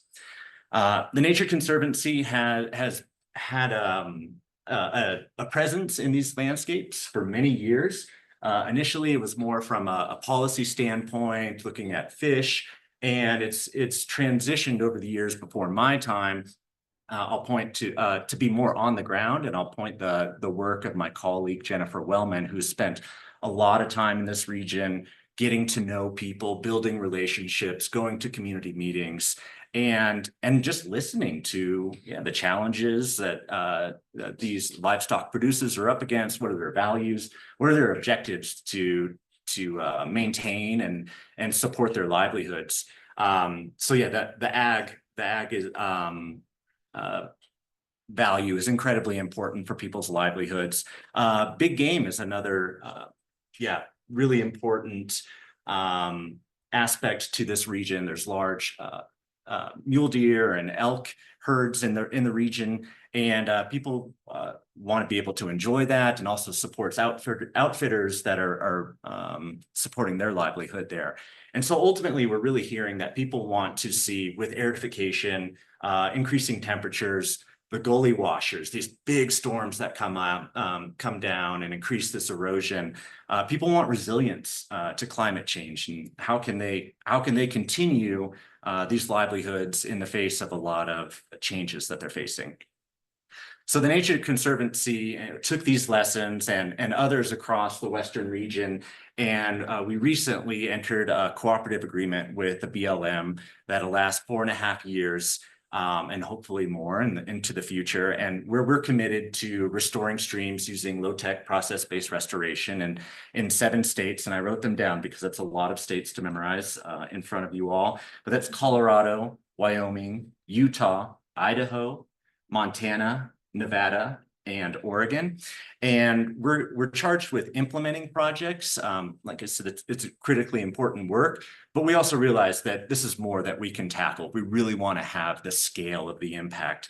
And so just as importantly, we're really working with local champions, with partners to increase their capacity, bring resources to them, and just collaborate with them on projects that hold a lot of value to them too, so that they can take these lessons, communicate it across fence lines to different neighbors, and just scale up the work that we would never be able to accomplish on our own. So we thought a great way to do this would be to conduct workshops. And yeah, as we've heard, getting time, different experiences, we can lecture people all day and provide different flyers, but getting people on the landscape to do the work and connect them with subject matter experts. But I think just as importantly is to bring the concerns of the private landowner to the subject matter expert and see, this may have worked in Oregon or the high mountains, but what does it look like in this system? What maybe novel constraints are they up against here? So just really, we see an opportunity to facilitate dialogue and discussion between several different stakeholders in this. And so our hope again is that they can take these restoration tools onto their landscape, have the knowledge and expertise to implement themselves, and yeah, bring their neighbor over and showcase, look what this is doing for my operation. I've got forage that's higher quality, that's lasting longer into the dry season here, and it's really kind of resilient to those big peaks and valleys of precipitation. So that's our hope here. In 2023, my colleague Jennifer Wellman hosted a workshop near Meeker and had a great assortment of partners here, and just yeah, big hats off and thank you to those partners. And we thought it was a great success. And most importantly, I really want to highlight here the White River Alliance. So a local champion that was had relationships built. They knew neighbors. They were a known quantity as opposed to some big agency or organization, and able to bring these local landowners in and showcase these projects, you know, facilitate more conversations where, hey, Bob, you should really talk to this guy and let him know what you're up against and what you've been thinking. So yeah, great list of partners. And we thought that was a success. And so we're hoping to continue this work and getting out onto the landscape, find opportunities to bring different partners together where we can, yeah, just again, facilitate these conversations and have implementation on the ground, and really want to, yeah, not only just take the information to the local landowners, but ourselves be enriched by the conversations that we're having with them. So our next steps, we really want to continue to make sure that we are engaged with the community, that we're aligned with their priorities. We don't see them as static. We want to make sure that we're, yeah, continuing to listen and maybe need to adjust what we're trying to do. We want to expand the reach of not only just the number of people that we're talking to, but into different geographies, understanding that not everyone can travel a couple of hours to get to one area. So if we can start taking these different workshops to them. And we're also really working with BLM, Alden Shellcross, who was speaking earlier, getting a lot of information from him, how we can prioritize the projects that we're looking for out on the landscape to identify some really big showcase projects that we can take to win the hearts and minds of decision makers, those that hold the purse strings, and also communities that might be interested and see how these models can benefit them and their communities. And finally, our colleagues out of Utah State University and BLM working on these monitoring protocols, we want to run with those, try them out, and give them feedback too, maybe how it works, how it could be better. So we just kind of see ourselves as a conduit of just enabling conversation and trying to make this all better, as opposed to assume that we have the answers for everyone. So just to kind of tie this all back in and sum it up, yeah, we probably drove from a lot of different angles, and I bet a lot of people came across landscapes like, yeah, that could use some work. So there's just a ton of need. No one organization, agency is going to be able to handle this. We think workshops are a great place to facilitate learning and just enable landowners to exchange information and share that with different land managers as well. And finally, we really just want to decentralize the knowledge. It doesn't belong to any one person. We want to develop it. And we really do think that these community-led priorities, when they feel they have input, have the ability to lead to more durable outcomes, and we can adjust our approach and hopefully have more successful restoration projects. So that's all that I have here, and thank you very much. Outstanding, thank you.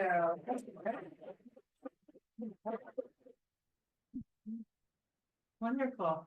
If I could invite all three speakers up, that would be extraordinary. Okay. Excellent. Wonderful. All right.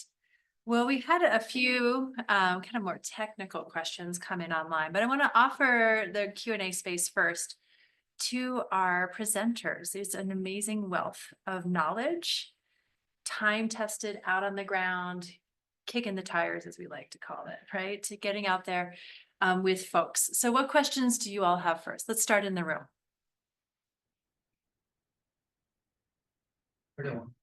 Please, yeah. Sure. This question's for Natalie and David, since you both talked about or you work for or with different agencies that do conservation easements, sorry, land trust, use your words. So we have, I'm from the San Luis Valley, so we have folks in the San Luis Valley, Colorado open lands. They're working on these conservation easements that are specifically around water rights. Have you guys heard about that? Are there other people doing it? And I mean, that wasn't specifically what you're talking about, but I think water and water rights is a big part of this sort of low tech process-based restoration we're doing. So it seems like a really cool idea, and I'm just curious as to how well it's working or other folks are thinking about it. I've heard of it. I know other people are doing it. I'm not intimately familiar with it at this point. I don't know, David, if you have more information on it, I'll defer to you. I maybe do. I just at Keep It Colorado has helped kind of coordinate the information between various land trusts, and I've heard a little bit about it, and that is a unique situation in Colorado. They're groundwater rights, that's my understanding, and so it's pioneering, and my sort of what I envision is like something like that may become more valuable and useful in the future, but it's going to take a long time. The land trust community is in it doesn't move quickly on things because it's forever. I mean, they don't adopt new practices at the drop of a hat. And that's probably good because we don't want to devalue any of the conservation easements out there. We need to protect them all, or they'll all lose value. And so I think it's great. I would like to see more, and sort of in addition to that, riparian buffer type easements. That exists also, but some states are, I think Vermont is actually a leader in that. And Colorado has started it as well. The water resource, Colorado. What am I trying to say? CWC, sorry. Water Conservation Board. Water Conservation Board, yeah. The Water Conservation Board has a website about that, but like my land trust hasn't really delved into that. I'm hoping that during my tenure there, that we get that, so. Great, thanks. Wonderful, Great question. great. Sure, if I could just help, I'm special counsel in open lands. Oh, yeah. Co-authored Yeah. and co-authored the handbook on groundwater easements in San Luis Valley. I don't know of anybody else who's adopted it. There is a brand new conservancy in New Mexico. The Overall Land and Water Conservancy that is specifically formed to put conservation easements on groundwater. And there's been a lot of discussion that Alex Funk, who spoke earlier, actually started with Senator Bennett about some legislation possibly to extend things under the Farm Bill to help preserve the overall aquifer, which runs up and down the state lines between New Mexico and Texas all the way up into the Dakotas. But Public Land is the only one that has done one of these easements. Yeah. And welcome to get a hold of me or Sally or something like that, give you a copy and details on it. And certainly there's a need out there for it to progress. State law, Colorado law does not make it easy to do this. Well said. Like anything. Yes, absolutely, please. What are the counter arguments that you hear to proposals for this kind of work? I don't know, what Well, do you hear that people are I worried about? hear definitely, there's definitely a lot of people that don't like beavers. They've had a couple beaver problems. They've heard a lot about beaver problems. They have some flooding issues that keep coming back.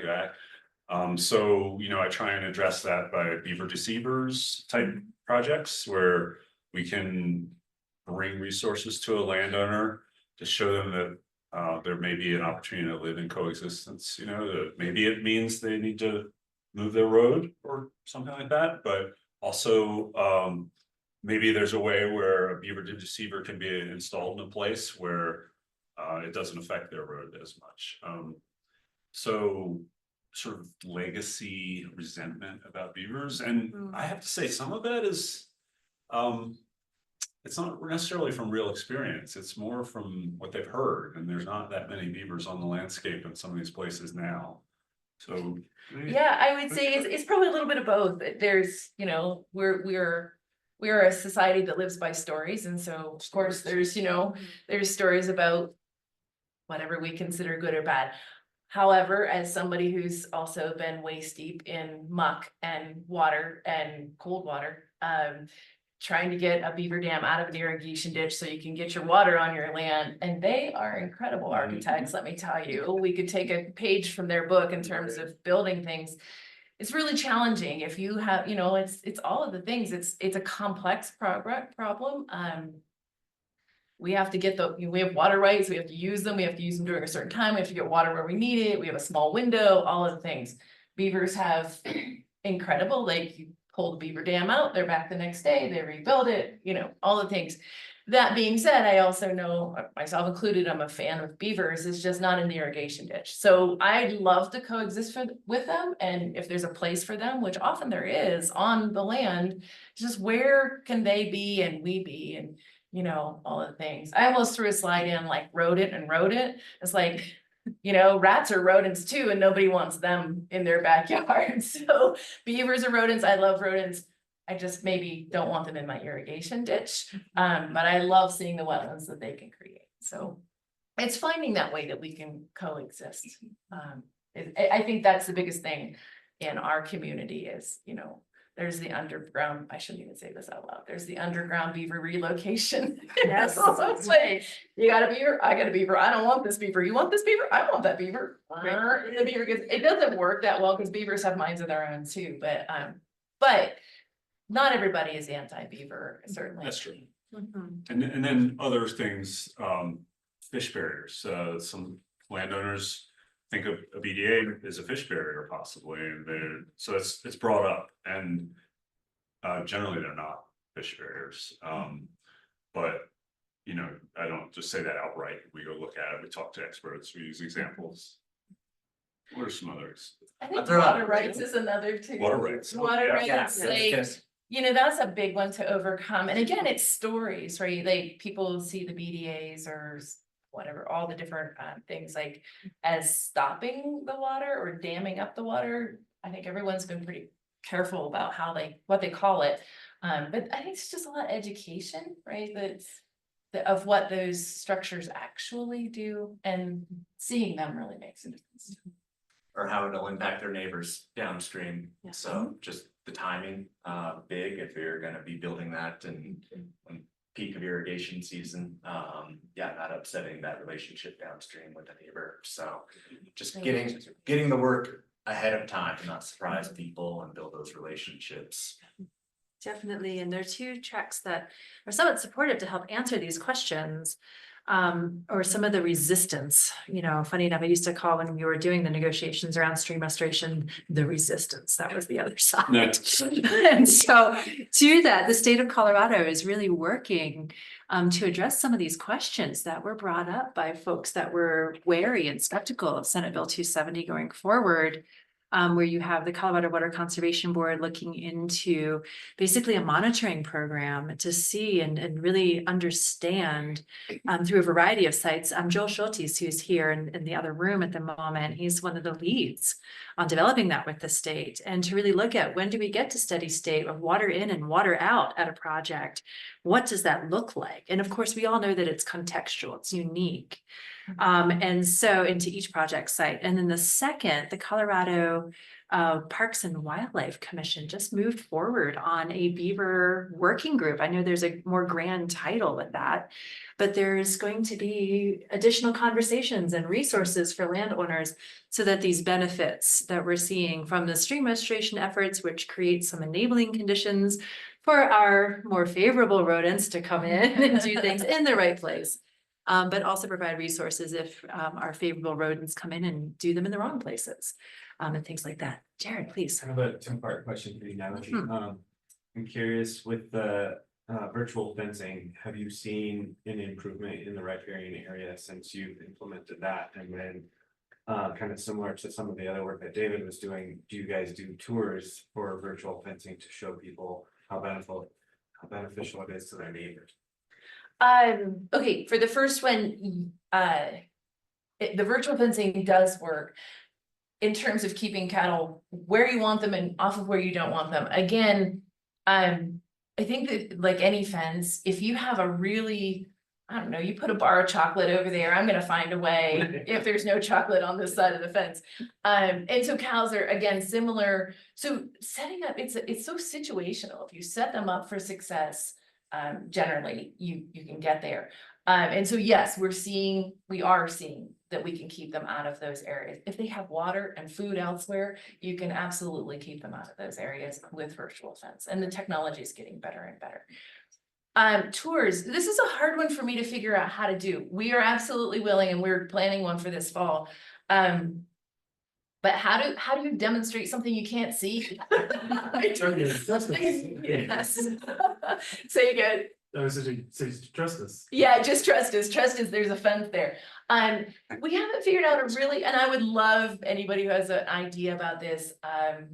You know, when we wanted to show good grazing practices and you had a fence, you could make people look down the fence line, and on this side of the bench, you've got a good grazer. On this fence, you have somebody who's not managing quite that way.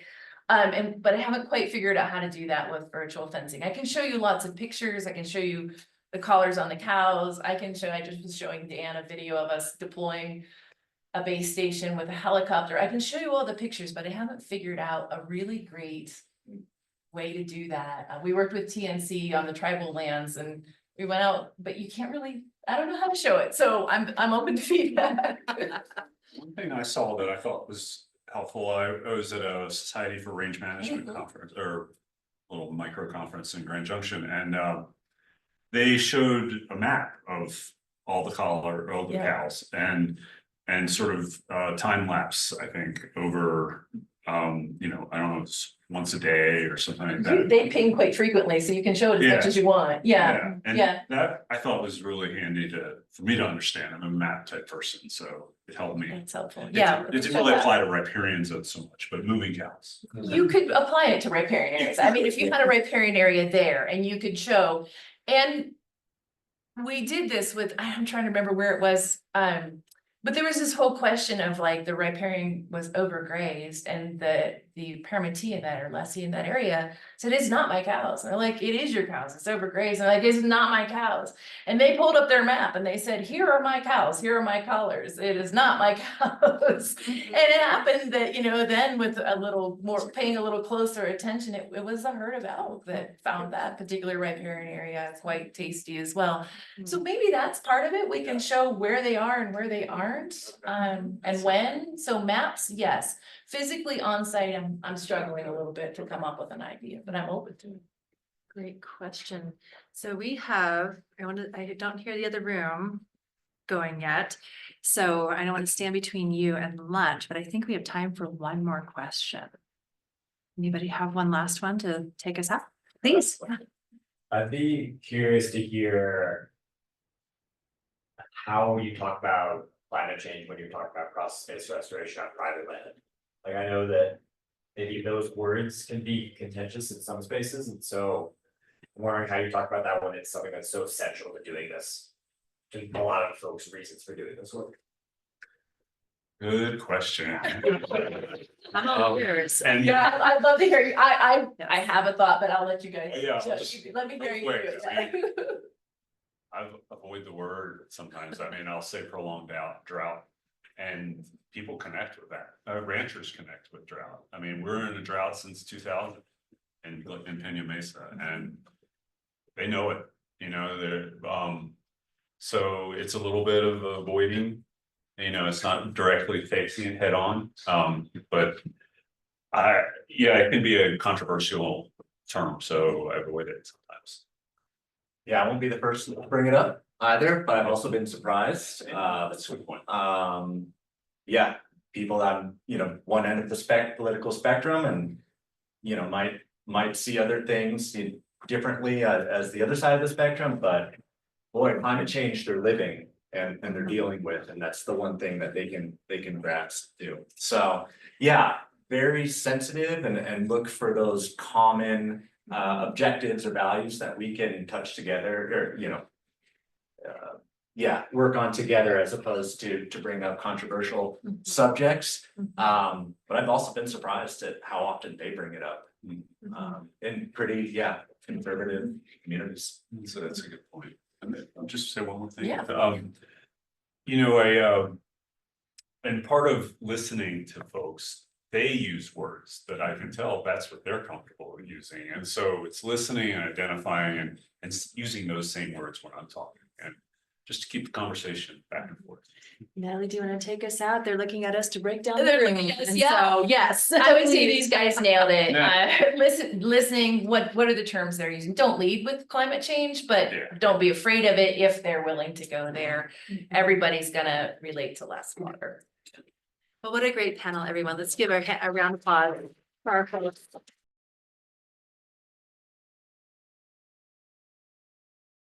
All right. Well, thanks everybody who's here today in person and those of you online. Really excited about this particular session.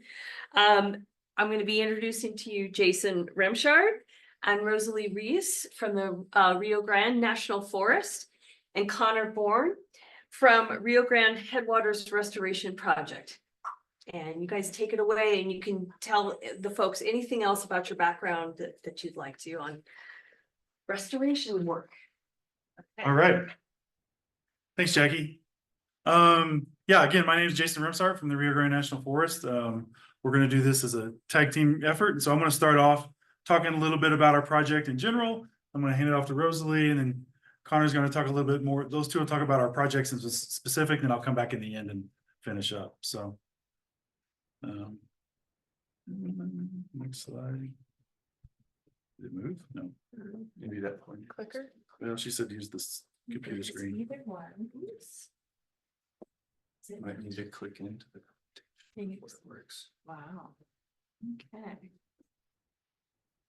Yeah, just click once. There we go. Now we're in it. Okay. So a little bit of outline. So we'll go over the planning process. So how we use our different planning documents and stuff and how to sort of guide us in our process. We'll talk about those documents. And like I said, we're going to talk about, our two main restoration techniques that we're using right now, the low-tech process-based restoration and actual beavers, putting beavers on the ground, moving them around the forest. And then we're going to finish it up again, like talking about our education and outreach and how we're using those tools to get the word out. And we've heard a lot of people talk today about communication and coordination. And you can't emphasize it enough. I know it gets old and it's just like repetitive, but it's like, this is your main tool for getting support for projects like this, getting the word out. I mean, I've gave Rosalie and Connor and I have gave versions of this presentation to fisheries groups, which is, super broad and everyone's talking about everything, to stream restoration groups, it narrows it down a little bit. But this is our first time talking about this is specifically about low-tech process-based restoration, like a workshop just for this, and see so many people. So it's really awesome to see the interest and all this expertise coming together from all these different groups. So sort of a laundry list of stuff, but I wanted to make sure and talk about each one of these. So we, putting together these projects, it takes a lot of effort, especially on the Forest Service side. So there's a lot of process. If anyone has been involved in NEPA, you know how long NEPA takes just to get projects going off the ground. But there's some overarching things that we have to use to sort of make sure our projects fit within that. And the first thing for the Forest Service or any sort of federal land management agency is our planning documents. So for us, that's the forest plan. And so I was actually able to come on board as we were finishing up our last forest plan revision on the Rio Grande National Forest. So that was finished in 2020.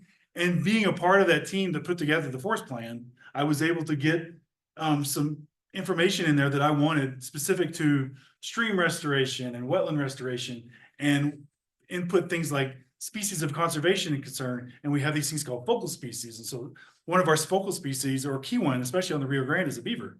So we thought, well, it's a focal species because not only can it tell us where our restoration needs are or where we're doing good and where we're doing bad, but we can tie monitoring questions to those specifically. And so that's one really big thing we wanted to mention. And that's sort of given us the impetus to sort of, okay, now we've got this focal species and we can add all these tools in to help us do this. The monitoring plan I talked about, there's a lot of beaver surveys that we're doing tied to that as part of our monitoring plan using citizen science. We're doing some of our own. We're using, there's some contracting and grants that we've gotten from Colorado Parks and Wildlife to help fund some folks to help us do beaver surveys. So lots of people, you'll hear that a lot, but there's a lot of communication, a lot of coordination, a lot of different groups. Of course, working with the state is probably the first thing we had to do. Colorado Parks and Wildlife input, not only for the beaver restoration, but for all this restoration we're doing. It's usually, for me coming from a fish background, like it was, to me, the first thing I was thinking of was our fisheries projects and our restoration for things like, for us, it's Rio Grande cutthroat trout, but your native cutthroat trout around the state. We have a couple other native species, Rio Grande chub and Rio Grande sucker.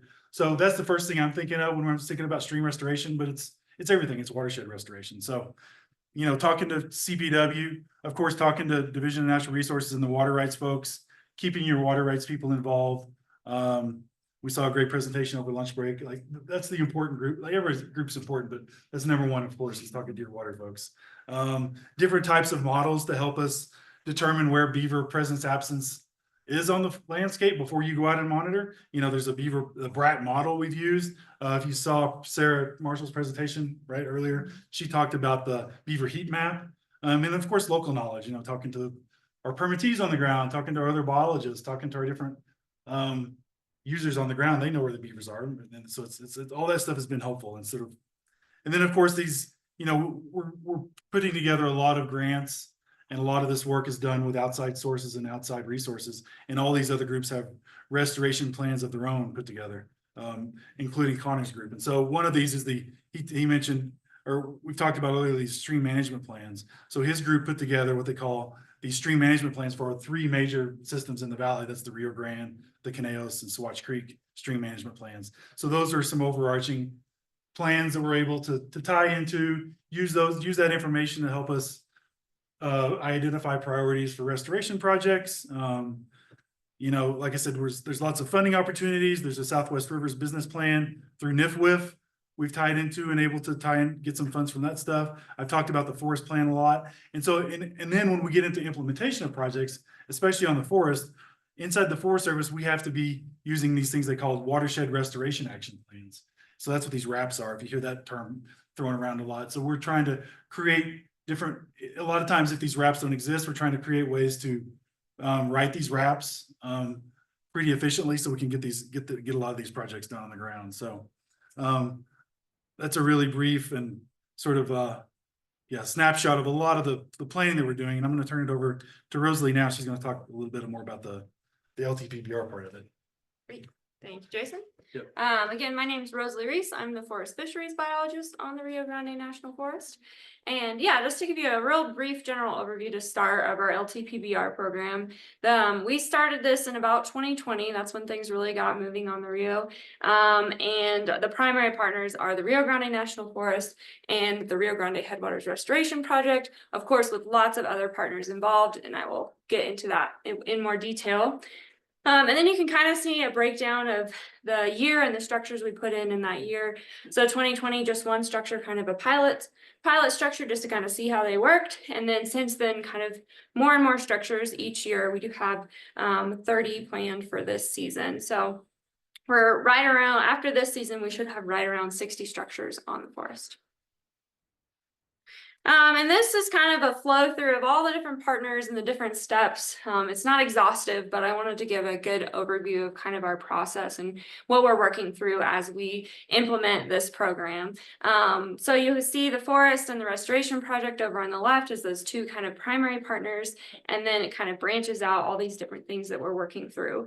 Most of our funding so far has come from CWCB and NIFWIF, although we did just receive a CPW wetlands grant for some work that we'll be implementing next year. So those are kind of been the main funding sources. And so far, Restoration Project has done most of our funding applications, although the forest did submit the CPW wetlands grant application.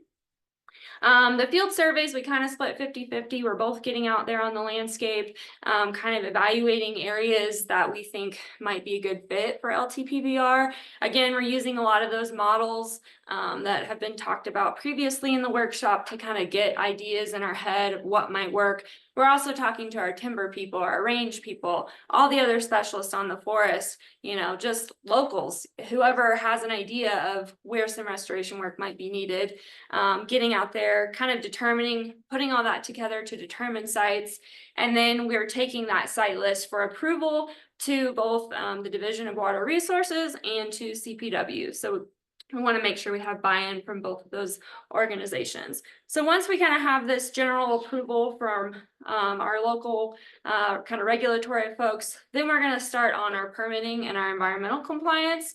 The Forest Service does the bulk of the environmental compliance work. We usually so far have been able to do this work through categorical exclusions.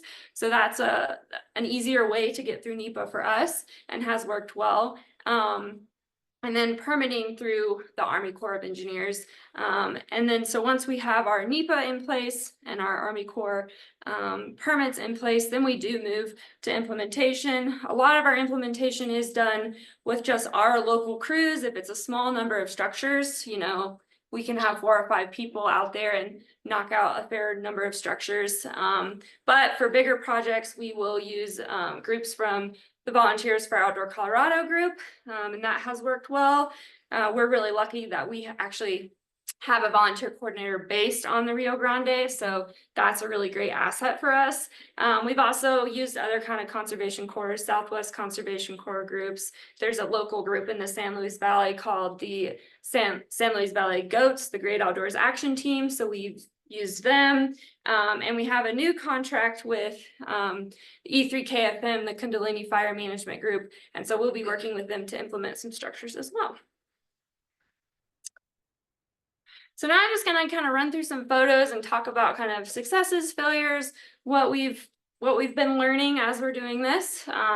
This is the poster in for a BDA up above Trujillo Meadows on the Rio de los Pinos. So that was a structure we put in this year.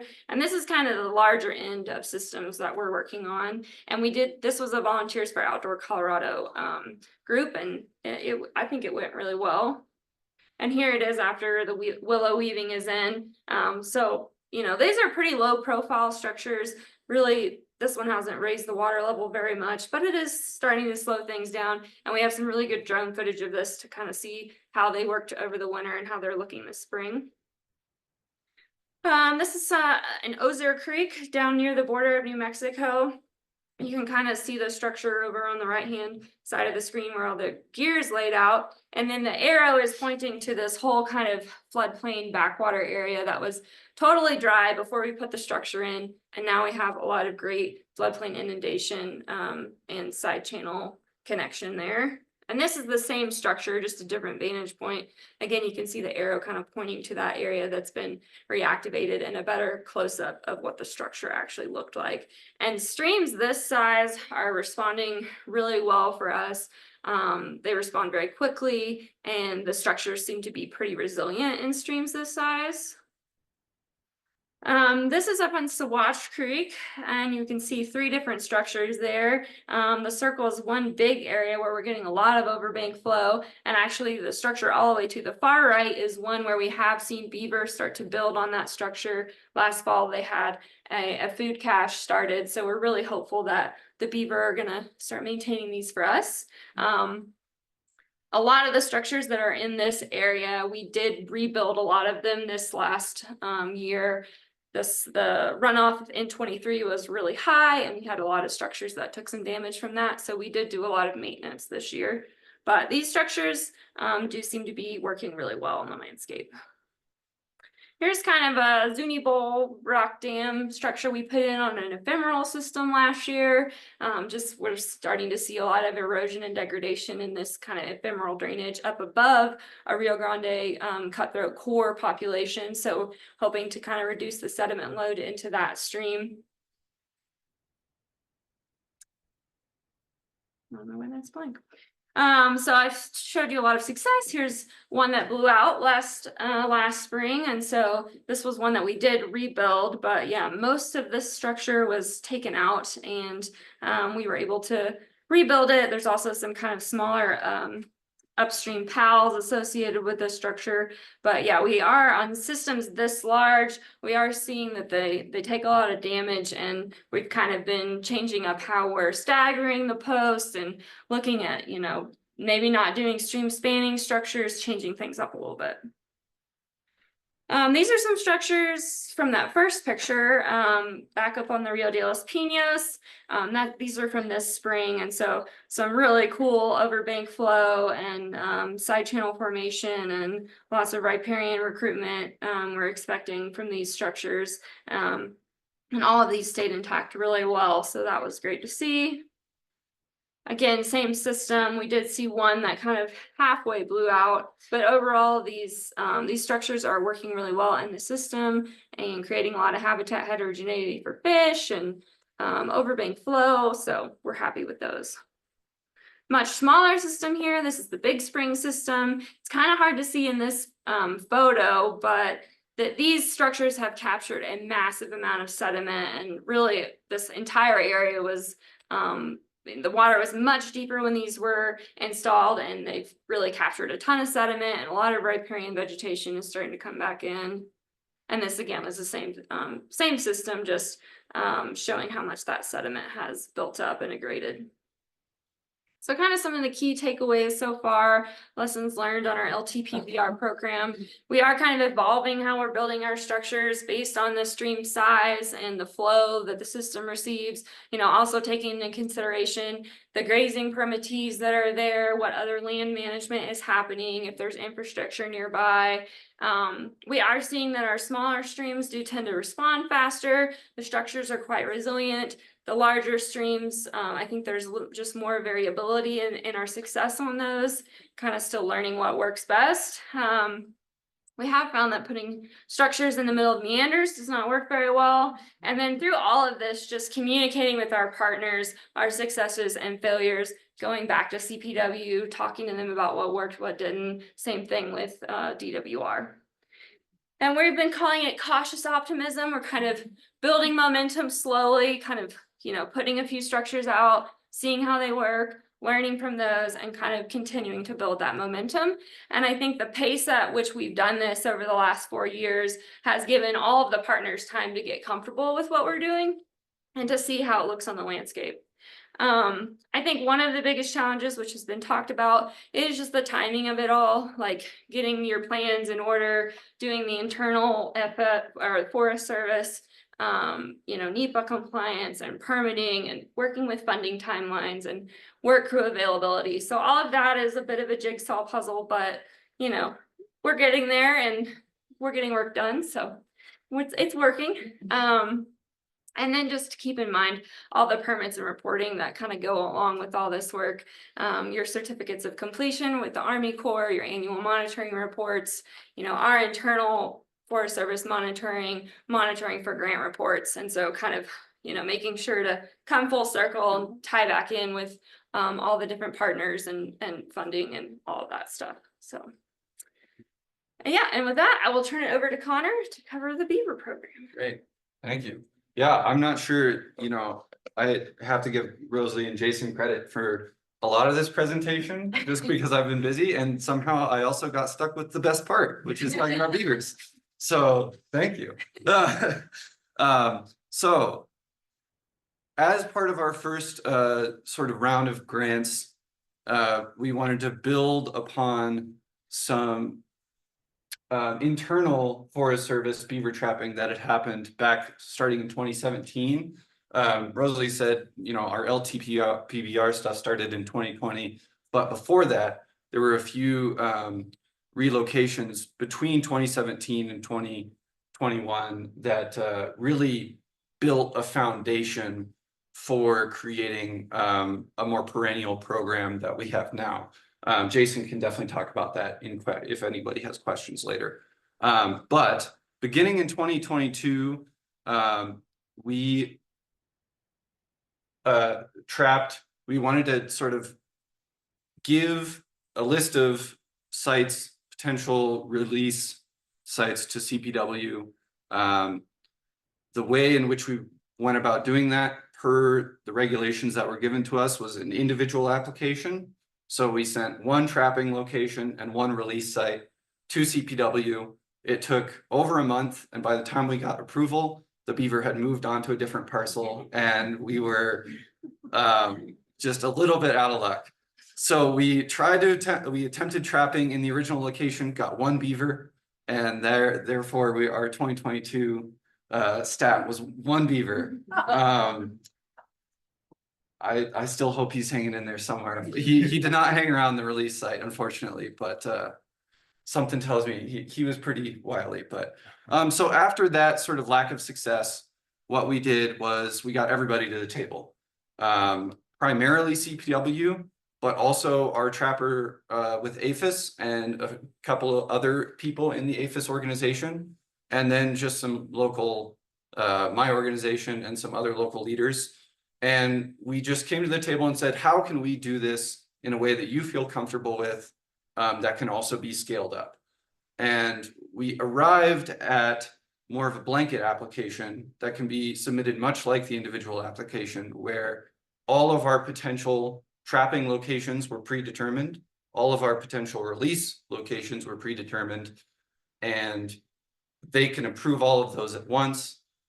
For each translocation before it's completed, we just have to contact the relevant DWMs, make sure they're on the same page. And that just allows us much more flexibility when it comes to trapping on private land and releasing in the forest. Because that requires some kind of, different from the Forest Service sort of internal trapping that was done before then. We do contract through APHIS for all of our trapping.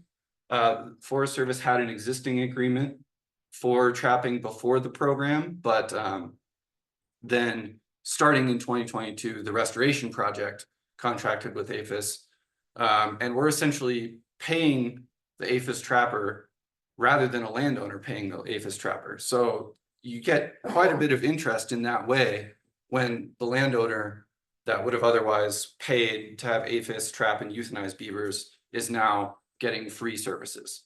There is no shortage of beavers in conflict with humans on the Rio Grande Valley floor. There's one landowner that is actually a proponent of, he supports the restoration project, but I think I talked to him and he said in 2022, he shot and killed upwards of 60 beaver on his stretch of river. Yeah, so there's a population, and along the main stem of the Rio Grande, they're just not very wanted because it's such a managed system. Going into 2023, that 13 you see is because of the collaboration that we did with all the partners.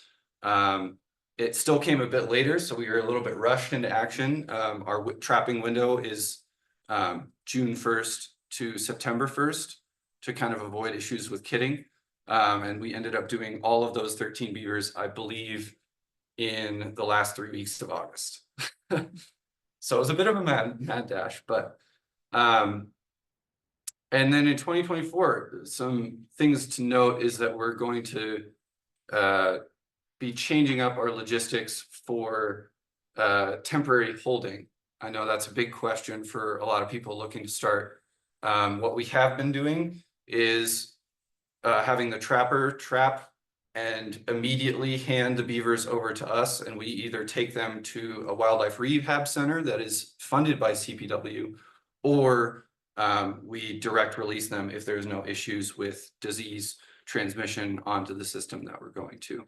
I'll go to the next slide since it's kind of relevant. So, like what I said, we were contracted out to APHIS, and then quarantining for things like whirling disease or chytrid transmission. We do 72 hours in a sort of hay-lined enclosure, swap water out, things like that. It's all comes from Idaho's actual protocols, Fish and Game. We also work extensively with CPW beforehand to make sure. Right now there's a little bit of hesitancy with releasing onto cutthroat trout sites or potential future cutthroat trout sites. Sometimes you don't want PBR or beavers on places where you're going to rotenone treatment in, 2 to 5 years. That's way too much work. So now I'm going to go through some photos. Here's some from 2017. And again, Jason is more than happy to talk about those. They were early season, and I think definitely weren't as successful because of that, but not entirely unsuccessful. Yeah, May in the valley was nice and warm. Yeah. But at 10,000 feet, you can see it was still snowy. And here's another release site. You can see this is on the upper Carnero Creek, and the beaver came from lower Carnero Creek, so there was no issues there with needing to quarantine. Oh, there you go. There's Rosalie getting in on. This is another release. There's a great video that we just weren't quite sure would make it playable on the, so we decided to not include it, but that's one recommendation. If you start doing this, have a dedicated cameraman, because everybody wants to get in on the action, and then all of a sudden you realize like, oh, like I don't have a free hand, but I want to take these pictures. And there's another. So lessons learned. Yeah, we had back from that stretch of releases between 2017 and 2021, we have one confirmed success at Wolf Creek. And then since this new iteration of the translocation program has begun, we've had a success at Cat Creek, which we also plan to do some PBR implementation of later this year. An unknown at Alder Creek. Well, I guess you No went longer right before this. No longer unknown. Well, I mean, it's one of those things, like you survey a mile and a half around the release site. I didn't see any sign of beaver, but Yeah, and that's who another. really knows? The capacity for post-release surveying is really a limitation for us. It's basically presence absence for as much time as we have. And then 2 failures at Prong Creek and upstream of Rio de los Pinos. So I will say there is beaver activity, you said, within a mile or so of Prong Creek. Yeah, for sure. Yeah, so hard to say whether there are other beaver on that system. So hard to say if it was ours or not. Some improvements we want to make for this next year: game cameras to kind of monitor to see if we can see movement either upstream or downstream. And then that temporary beaver corral to really keep beaver families together and minimize the trips we're having to take to the quarantine location. And in the future, we definitely want to try to beef up our capacity for monitoring with either pit tag tracking or just simple cattle on the tail. Just to, if you find a dead beaver and there's a tag on it, maybe we get reports. And then also working through APHIS to do some eDNA, some chytrid testing, some whirling disease testing. Yeah. And I'm sure there's more to talk about. I could talk for so long about this. It's super interesting, but in the interest of time.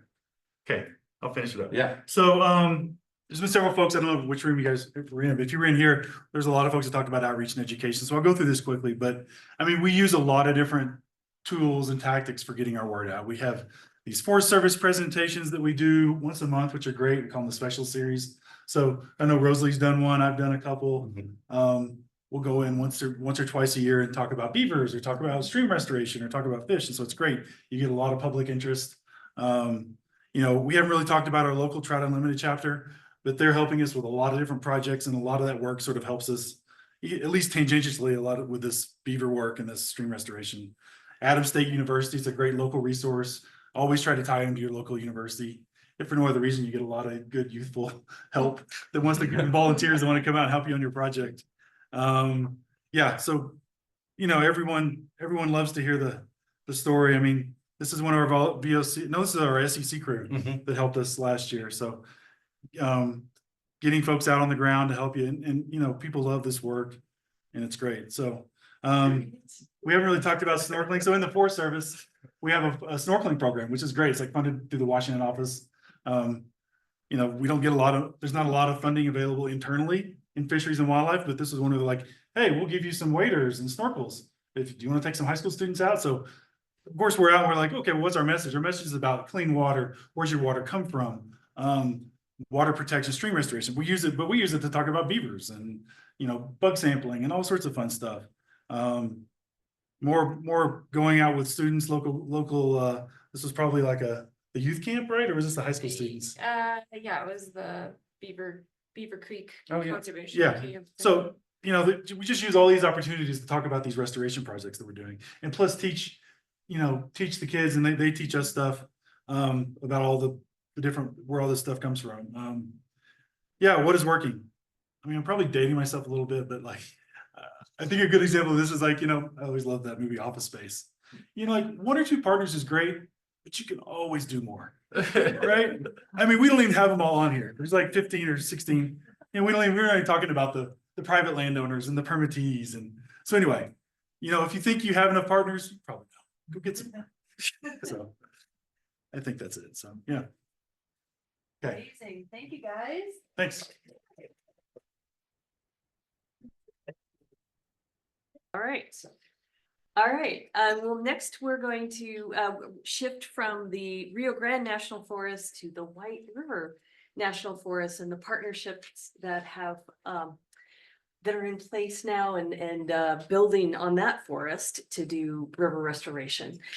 So Lisa Tasker is with the Pitkin County Healthy Rivers Program. Clay Ramey is the fisheries biologist on the White River National Forest. And Heather Halbritter is CPW's species conservation biologist. So take it away, team. And we are we're very green at this. We're at the very beginning stages. So maybe this is great for some folks who are thinking about whether they want to get something started in their valley or their watershed, because basically we're at some very beginning stages. Yeah, and I'm Lisa Tasker, as Jackie just said, and I am with the Pitkin County Healthy Rivers Program, which is a pretty unique program. I'm actually a plant ecologist. I'm an ecologist, and I am not working basically as an ecologist for the Pitkin County Healthy Rivers Program. I'm doing a lot of administrative stuff, administering the program. There's basically 2 of us who run the program, so it's a very small county program. But my passion definitely is in restoration, and it is just absolutely, I was thinking about it, it is just absolutely amazing to me how far restoration has come. Because back in the mid-90s, another woman and I actually started the first chapter of the Society for Ecological Restoration in Boulder. And I was absolutely, just taken and intrigued by the idea of ecological restoration. And that group back then was trying to define what was ecological restoration. We spent a lot of time getting, wordsmithing that. So for me today, it's just absolutely remarkable how far we've come. And I started doing projects back then, and we had a lot of failures. We did wetland and upland restoration, a lot of different things. But anyway, so beyond that, I'm very excited to be here in this moment today in the Roaring Fork Valley. We were able to kind of get something going. And one of the reasons why we were able to do that is because of Pitkin County. Pitkin County is quite remarkable in sort of their track record in supporting conservation. They're for the Healthy Rivers Program in 2008, they put a ballot question on the ballot. This was, if you can remember 2008, that's when the whole world was kind of crashing, right? And over 60% of the people voted to tax themselves in November 2008 in the county, not only to just spend money in Pitkin County, but to spend money in actually 3 other counties potentially, because the Roaring Fork watershed covers 4 counties. So we can actually cover, that's why it's so great. We can fund projects that are on the White River National Forest, because they are definitely not, paying attention to county lines.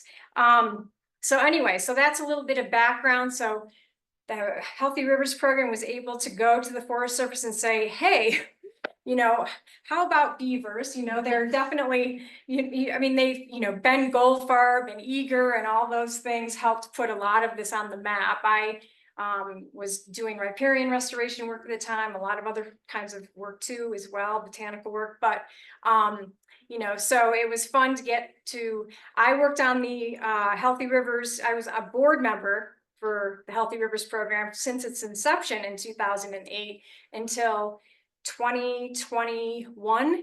And then we doubled our staff. We created another staff person. And so now there's 2 of us. And so when I jumped on board, we were able to sort of ramp up a lot of what we were doing. So, and then the other thing that helped us, we have a 0.1% sales tax into perpetuity, actually, was the internet sales. When all of a sudden counties could start getting money from internet sales taxes, right? So anyhow, so we're taking in about $2 million a year in the last few years, which is kind of remarkable to us. I want to read you just real quickly. I want to talk more about beavers, believe me, but this is a very interesting program. And actually, I do sort of wish that some other counties could maybe adopt, the same idea and see if their constituents would be willing to tax themselves to try and protect their water resources, especially in headwater counties. But one of our main guiding principles on the ballot is we're maintaining and improving water quality and quantity within the Roaring Fork watershed. So basically, that leaves us with the ability to be outrageously creative. So we can do things like talk about ospreys and even put in osprey cameras for students. We can engage with schools. We had the Marble Charter School recently. They wanted to incorporate the Crystal River and the river conversation into all aspects of their curriculum this past year. And so we helped fund that. We've also fought reservoirs and accomplished doing that on the Crystal River. 2 reservoirs went away that were on the main stem. So it's pretty vast what we've been able to do. But anyway, so the great news is we have just started last year, we were able to get a collection agreement with the Forest Service, and so we are supporting them. And Clay Ramey is fully on board with this, and he's going to talk more about what his efforts are at this point and where he is and his goals on the forest. And we're definitely looking to the previous panel and seeing what they've done. I think it's really exciting. It's nice to have a bit of a roadmap and not be the one that's, recreating the wheel, whatever. So it's all very exciting.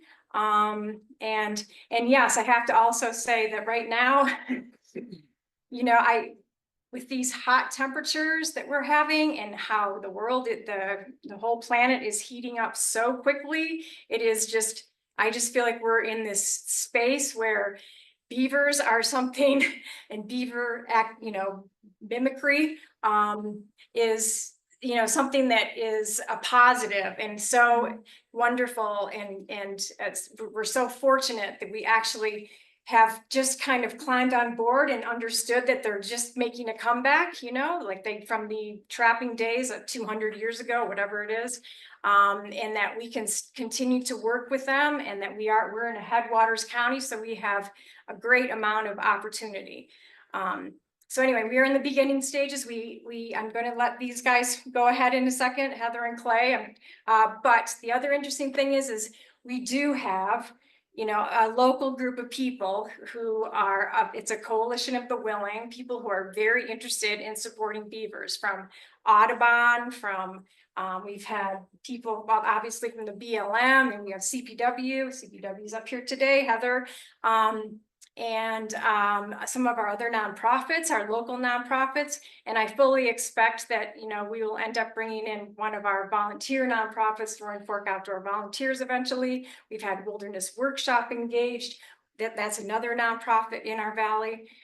So it's really exciting to see in Roaring Fork Conservancy. I cannot forget to say anything about them, which is actually another interesting story that Pitkin County actually gave the original seed money to start our watershed group, made it impose that upon a development that was along the Roaring Fork River. They said, yes, you can do this development, but can you please provide some seed money for a watershed group? So Pitkin County is definitely, very much out in front as far as conservation and water issues are concerned, and that makes me very, very proud. I live in Garfield County, but but I work for Pitkin County. So I'm going to go ahead and let Clay take it away here for a second, and thank you so much. It's great to be here. Yeah, so talk your county into a sales tax. That's all you got to do. Yeah, so this is ski resorts.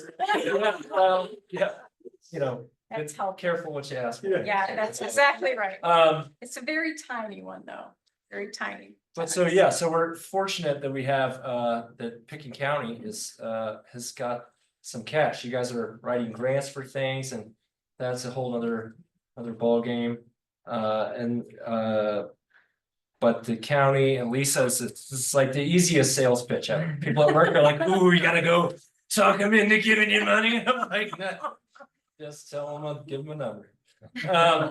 But so it's early yet, but we decided that we would start with an inventory. We had no data at all other than anecdotes. And so, while we had money, we could have just gone in and started building things. But this is, it's taxpayer money. So if someone said, well, why did you do that there? We wouldn't have any argument other than like, well, we think beavers are probably good, so more is better. And I don't necessarily disagree with that, but that's a pretty wimpy argument. So, so we used this county money last year to hire 2 technicians, and they went to random points on the map. On the forest and land management, obviously the habitat is what we're after. So we could have looked at Sarah Marshall's model that has all the beaver ponds as of today, more or less. And that would have clued us in on where they are and where densities were high or low. And that's all very helpful information, but it doesn't tell us anything about the habitat. So we need to know, are there, why are the beavers where they are and why are they not where they're not? And our best effort at doing that was to try to get some snapshot of what the habitat conditions are. Theoretically, or we want to manage the forest in such a way that the landscape is capable of producing beavers, and then we're done in this regard. So the habitat bit was important to us. So we did find we went to 12 randomly selected sub-watersheds in the upper Roaring Fork Valley. I think we found signs of beavers in half of them, and a smaller percentage of sites where it was just apparent that they were current. They were new, like there was a beaver living right there right now. And then we found lots of places where there were old sign and no current sign. And there were sort of spatial patterns associated with that. So it would seem that there are places on the forest that did have beavers once upon a time that don't seem to now.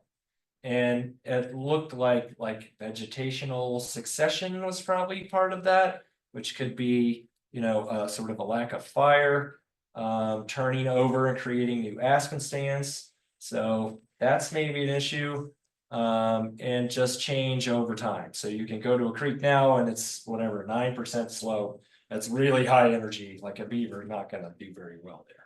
But we could see old stumps that indicated that they did used to be there. So it would seem that in some previous era, that piece of ground was more conducive to beavers than it is now. The veg bit, is kind of locally specific. So the White River, by and large, is pretty high. I think the average site that we went to was in excess of 10,000 feet. We had old beaver sign at 11 something. It was 11.2. So they're not scared of elevation if they're spewed. And then the lowest site on the forest was 8,500 feet or something. So it's still relatively high. And so that altered the veg that we found. So where we found cottonwoods, there were beavers, but we didn't find cottonwoods very often because we're up above them. So it was important to sort of, our inventory is relevant to that, 9 to 12,000 foot elevation band. And if you did the same thing in the valley floor, it would probably look a little bit different. But so we did find some sub-watersheds that, so far as we could tell, there was either one of two things. One was that there was some underutilized capacity, that so far as we could tell, there was habitat sufficient to hold beavers, but there are not beavers there. We don't know why, but that's just the way it is. Or secondly, other places like 4 Mile, where we'll go tomorrow, that had a lot of old beaver sign. It looks like they have a lot of, the habitat has a lot of potential. If we kind of nudge it a little bit, it could maybe get a lot more useful to beavers. And so, and 4 Mile will be a good example of that. So we're getting closer to, starting to actually do something with that information. So at 4 Mile and Thompson Creek is another adjacent watershed up above Glenwood. Like Lisa was saying, and as we all know, because we're all sitting here, like beavers are kind of having a moment. So we're trying to take advantage of that. And so we have partners, coming out of the woodwork that want to contribute to projects like this. And so we're in the process of gaming out a project at 4 Mile, where we want to do some BDA like something to expand the spatial distribution of willow. So when we did this inventory, what we did was throw a random dot, and then on the GIS put a 100-meter buffer around it, and we characterized the veg from the satellite photo, characterized the veg in that circle. And so you got a percent of willow, percent cottonwood, percent conifer, and within that little circle. And so the field folks took that out with them, and they went to the point, and they would just kind of confirm or deny the estimate. It's hard if you stand there and if you try to measure how many percent of whatever willow in a 100-meter circle, that sounds easy, but it's not. So at any rate, they would confirm or deny our estimate. And so we all started that changed the way we were looking at things in the field. So instead of getting, to 4 Mile, you look at it, and you're like, well, there's willow, beaver eat willow, so maybe that's good enough. But when we started to think about this 100-meter circle, there's willow, but that circle, the area of that circle that's willow is something like 2%, or it's a small number.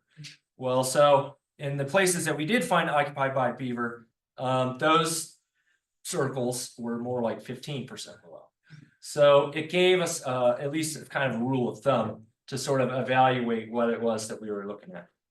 And so 4 Mile is one of those places like that. Obviously, the landscape is capable of producing willow because it is.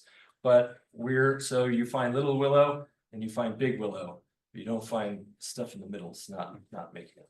So National Forest Foundation has some money to play.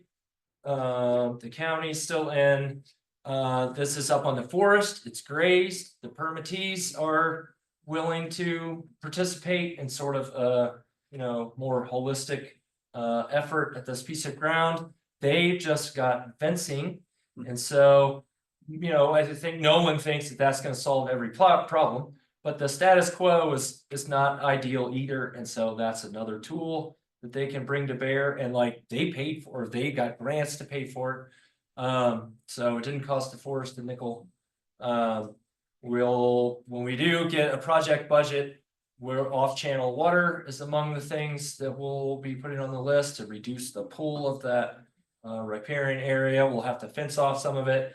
Prescribed fire is going up there anyway. And so one of the things that we found in the inventory that in our elevation band, aspen appeared to be important. So some aspen, it doesn't have to be a lot, but we only found beavers in one place that had 0 aspen. And that was in like a 40-acre plain of willow. So it seems like there may be like some level of willow that if you have that, like you're good. But in most everywhere else, if you didn't have aspen, there were no beaver there. And so we can make new aspen with fire. And the fire guys are going up there anyway, so we're trying to co-opt their fire for our riparian purposes. So we're trying to, rope in sort of all the people that are participating in this piece of ground. But so we're still in the process of gaming out precisely what the project is. With NEPA, we get this catch-22 where you don't have any money. So you haven't defined anything, so therefore you can't get NEPA because you don't have anything to analyze. But if you do get money and you go do work, we haven't done any NEPA on it. So you're constantly in this kind of catch-22. So we're sort of negotiating that. And we also have to go, we have to talk to the public. We have downstream water use, like hardcore municipal water users downstream of 4 Mile. And it's not entirely clear how many of them, if I go into a meeting and say, hey, we're gonna fix your park, like how many of them are gonna think that's a good idea or not? And so National Forest Foundation has hired Alex, and he's kind of running around gaming some of that out for us, because that's something that we're not in a very good position to do. And so, having some kind of partner that doesn't wear a uniform is probably good. And so we're trying to take advantage of that. We assume that there's some line between defining the project and sort of then going to talk to the neighbors. We're trying to figure out what that sweet spot is. We don't want to make the whole thing and go, here, neighbors, we're doing this. Because then they're like, well, what the hell? You didn't talk to us about it. But on the other hand, we don't really want to go and just, tip our hand, as it were, because then people will come up with their own explanation of what they think you're doing, and that may or may not, be favorable to us. So anyway, so we're trying to negotiate that, and it just seems like all day, all I can think about is that at this point, the Forest Service is the biggest obstacle to all of these things, because of our permitting stuff, and Congress decided that this kind of work is so low risk that we can do it under a categorical exclusion to NEPA, which just means it's not that big a deal. Sign this thing and you can do it. And so that's already been decided. But to even get a CE through on the White River National Forest, if we went in today and said, Lisa gave me $1 million to go do this tomorrow, they would say, well, we'll look at it next year. It really will not touch anything. And next year is going to be like that, and probably the year after that. And it's probably not just our forest, probably lots of other forests. And so there's a major administrative bottleneck on all of these things. And it's probably less bad in some places than others. The BLM in Colorado has it's programmatic NEPA. So instead of analyzing a project in this place at this time, you can analyze projects like this in places like this that have effects like this, and you can analyze that whole type of work. And then when you want to do a specific project, you write a one-page thing that says, yeah, this thing is just like this big thing that was already analyzed, so we're going to roll with it. Well, we don't have one of those, inexplicably. So there's things that we need to help things. And at the moment, CPW in our neighborhood, CPW is the one that moves beavers around, which we're probably getting to. And so we kind of don't do that. Not because we couldn't, we're just working on habitat. But so we want to get to a place where we can say, hey, CPW, this would be a real good place to put some beavers if you had some extra ones. And that's just kind of the status quo. And so, but like Lisa said, there are people in the neighborhood that they really want to sort of professionalize this, like it's been done in other places. But you need a holding facility, and you got to quarantine them, and you got to wash the little buggers, and then you got to hold them for a while.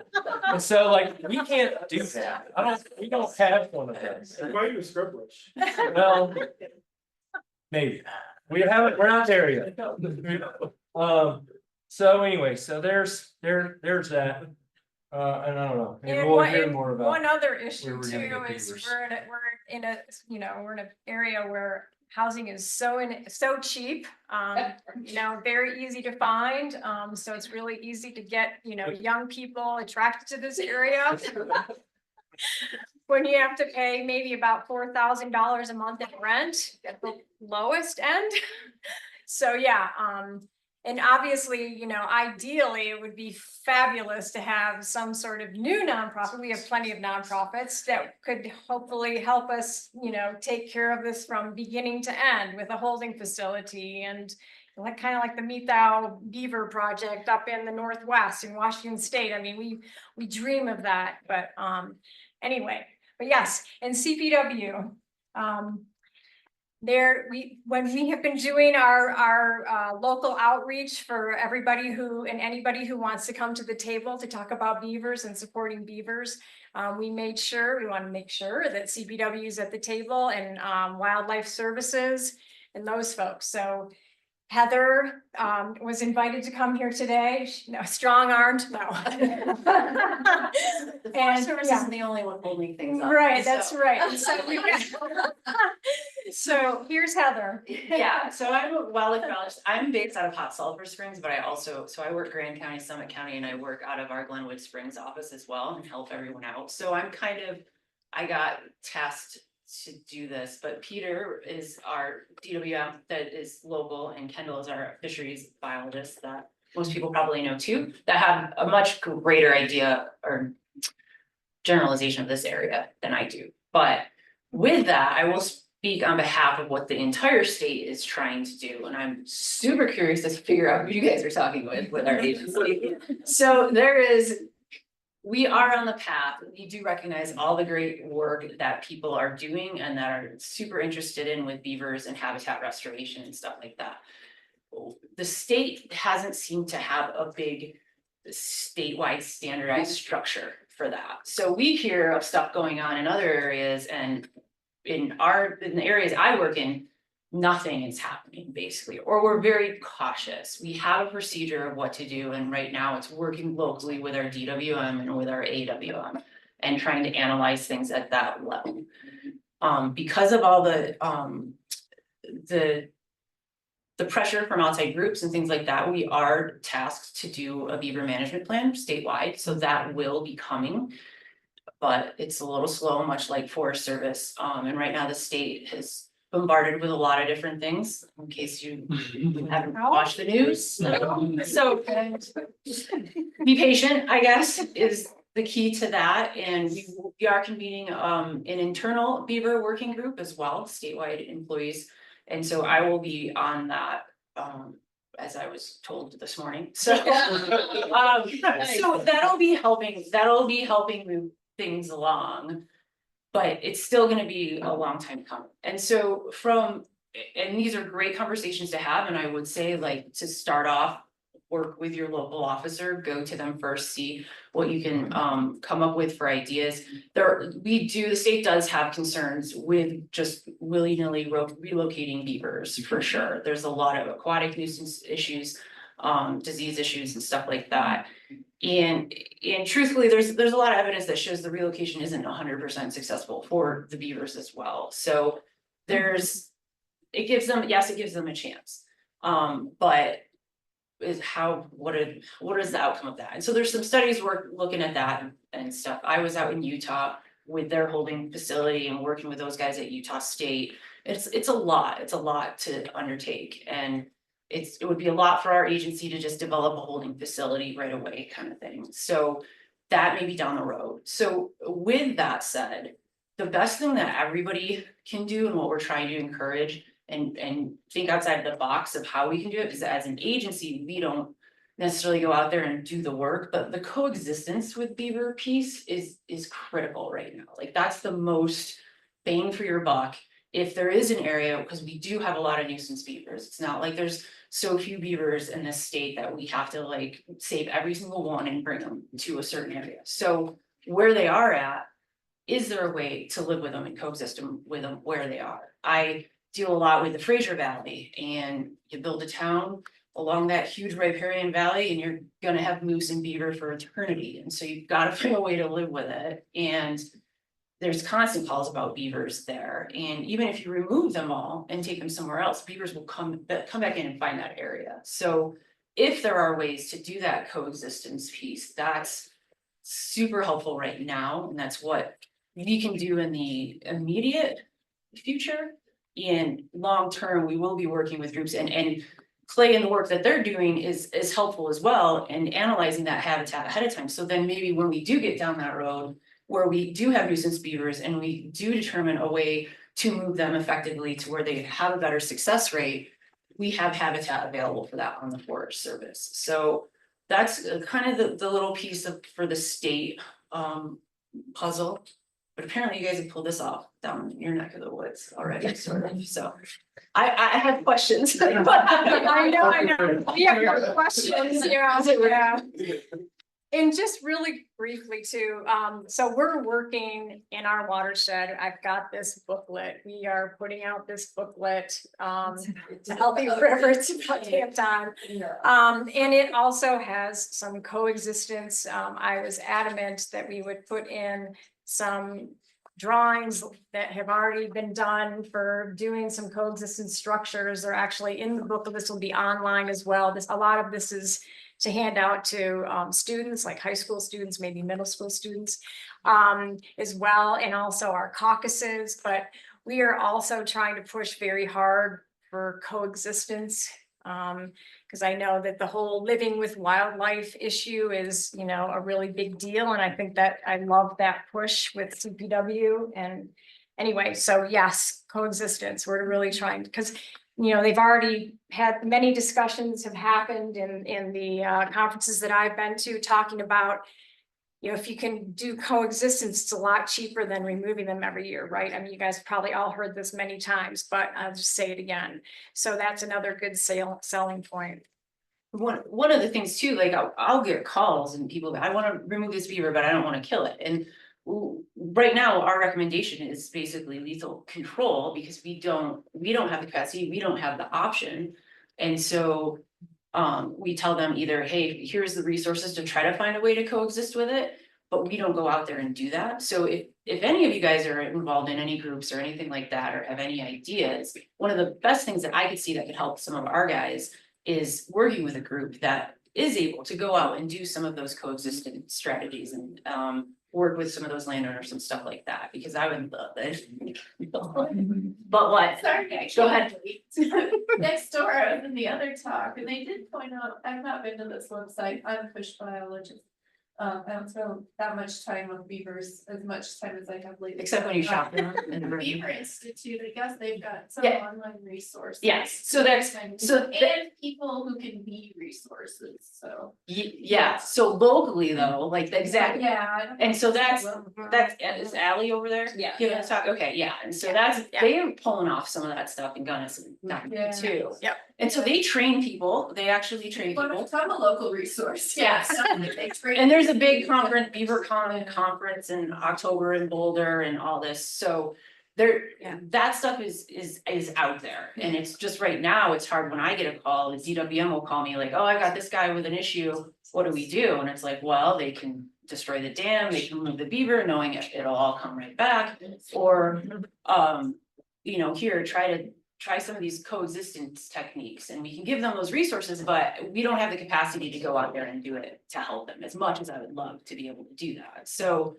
I just want to plant that seed for all these outside groups that have that capacity, or maybe people willing to learn, so. And US Fish and Wildlife Service, is there Yeah. anybody here that is, they have funding and they have help. Interestingly enough, a lot of people do not know that, but for coexistence. But it's just a big capacity issue. And they have a terrible capacity. Yes. issue. Just like everybody, I guess. Yeah, so we wanted to be able to have questions asked of all 6 panelists. So we wanted you guys to come back up. And while you're coming back up, I'm going to mention a couple of other things. One, you may not, some of you may know that I'm partnered with the National Wildlife Federation and Teddy Roosevelt Conservation Partnership. The three of us have band together to do a comprehensive research report on all the things that could and should be in state wildlife comprehensive plans for beaver management. So we're going to be looking at what are other states doing in this space already, and what are tribes doing, and in a comprehensive way. A statewide plan or a program. And usually some of the main chapters in states that have adopted plans is a chapter on coexistence, a big chapter on coexistence, a big chapter on relocation, a chapter on all of the social education and acceptance that is like a big part of what needs to happen. And many, many other things in there, best management practices around disease and how to manage that. So that's coming we're targeting that to have it ready for BeaverCon and present it at BeaverCon in late October, which is going to be at the University of Colorado in Boulder, which is very exciting. That this is the first time that BeaverCon is coming to Denver or to Colorado. So with that, just wanted to open it up for questions either online or folks that are here, because there was just so much great information in 1 hour, and I'm sure there's questions. Peter. A question for Rosalie, what kind of permit do you get from the Corps? Type of Corps? It's basically, it's under one of the big national permits, and maybe you can remember which one it is. 27. 27. Nationwide. So it's under nationwide permit 27. Wanted to make sure. Yeah. Yeah. You were So thinking the same way I was. yeah, one of the recent changes though, so someone talked, I think it was Clay, talked about like, well, there's folks that can do these sort of landscape level NEPA where you can do like a bunch of projects under one. But if it's in an area that's not the closed basin, if it's within a flowing system that has interstate water, the Corps is still going to want a permit. They're going to want to see an application for each stream. You can group some that are on the same system together, but like we put together these NEPA, these CE projects where we'll do them district wide. The Corps wants to see one for each stream, and so you're still required to like parse these out as individual systems because they want to know, they want to see estimates on size and structure, and so anyway. But right now it's the nationwide permit 27, and there's a annual monitoring report. Yeah, and then you have to do the report and the certificate of completion for each area. You can't do it for one. They all have to be separate, so it's kind of a pain. But it's good because it makes us go back and look at these places.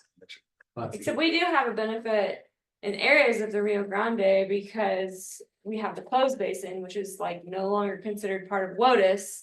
And so that whole area is different now. And now there's the new wetland rules coming out. So we're navigating all of that and see how that all kind of falls out. But Thank you. Yeah. So it sounds like White River has some internal administration issues and Rio Grande has some funding issues maybe potentially. And so like what other types of limiting factors do you guys see for implementation? Anyone? The NEPA one is just the obvious one. Yeah. I'd say for us, like as we ramp up, Yeah. we're so far able to like scramble together, like, oh, we've got some Forest Service rec people that can help for a couple days, or we'll get some volunteers, and we end up getting the work implemented. But as we have more and more structures on the landscape, the monitoring aspect and the maintenance of those structures is going to become very limiting for us, I think, because even just thinking about, oh, we're gonna have 60 structures after this year, and they're all, they're dispersed throughout the forest. It just ends up being a lot of monitoring time. And then if we do need to rebuild those, if they need maintenance, getting the hydraulic post pounder out there and like all of the logistics of doing that is something that just takes a lot of time. And another thing I will mention is we've started looking at doing this work in wilderness areas, which that takes doing minimum requirements analysis for the Forest Service. And then you can't use the hydraulic post pounder. So there's different logistics there. And that's something that we've starting to look at and then are like pulling back from a little bit because I don't think we're quite ready to jump that hurdle. Yeah, capacity for the most part, and for the beaver side specifically, it's a lot of it can be boiled down to, quantity versus quality when it comes to releases, you know.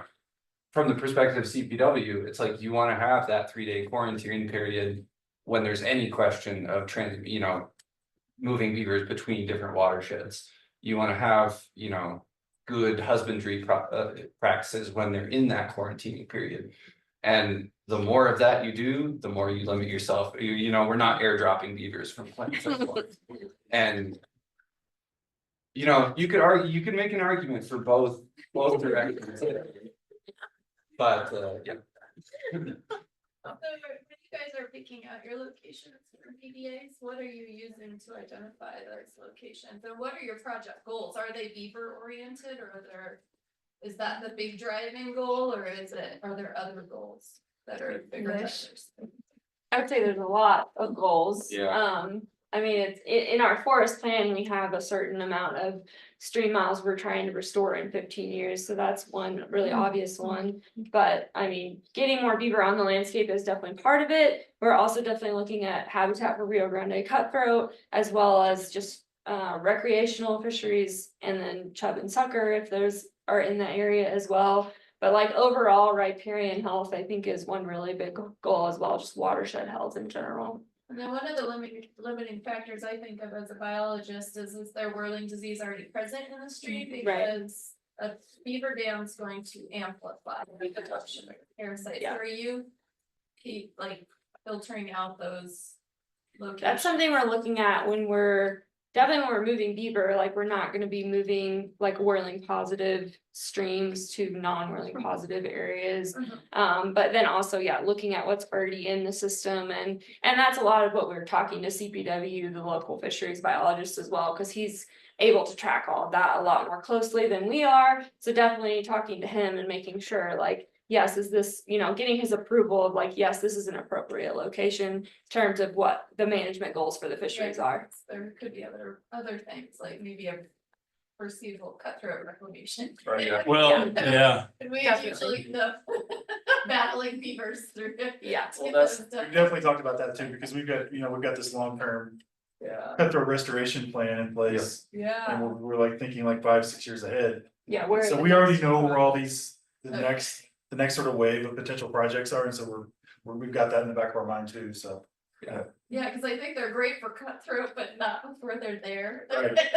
Yeah. It's probably an order of operations. Yeah. That would be better. Yeah. So in that sense, it's nice that we have those projects lined up. It's like as soon as CPW gets through the treatment process, which I mean, is not always a guarantee on timelines, but. Yeah. Well, and CPW has given us a lot of positive feedback on like a treatment we just did last year, which of course just on brookies, so probably redoing that one. But like, he's excited that like, okay, well, once it's reintroduced, like this could be a great location for beaver or BDAs. And so I feel like there's a lot of like mutualisms there that we're kind of building off of, just order of operations for sure. Yeah. Well, any beavers going up into the BDAs that you've already created? We've had a couple of spots where we didn't build them for that reason. So I think she mentioned Swatch Park, and there's a middle Swatch Creek and South Fork Swatch Creek. There's one site where we just went in there to do restoration. We knew there were beavers within 5 to 10 miles, but we built these structures and then the beavers showed up. It's like, oh, and that's a lot. That helps a lot. Like, it's like if they take over, then it's like fine. No, the maintenance cost. I mean, you talked about this, but like, doing this, the low tech restoration, it's cheap. It's like usually our first order of first option we want to go with, and then the living with beavers, and then like moving the beavers is the last case option. I mean, we still do it. We have it in our toolbox, but like if you get 20% success, like that's really good. Yeah. And so have that as like your high-end goal, like that, that's not very successful. And so we use that as a tool, but it's like, it's really labor intensive, and it's sort of like down at the bottom of things we want to do, but we still, but there are places where that's your best option, because like, hey, this is great, there's aspens everywhere, there's willows everywhere, all Not gonna there. get in the way of Yeah, it just needs a couple people, so anyway. So we still have it. And I think that whirling disease bit is just another, we kind of need to instrument all of these kind of projects, certainly for a while, so we can see what actually happens. And I think WD is just one of those. So we go and chop some heads off before we do anything, and then we do it again later. Not of the beavers, but I should explain. That's how you test the fish for willingness. Just brook trout. So. This was X-rated.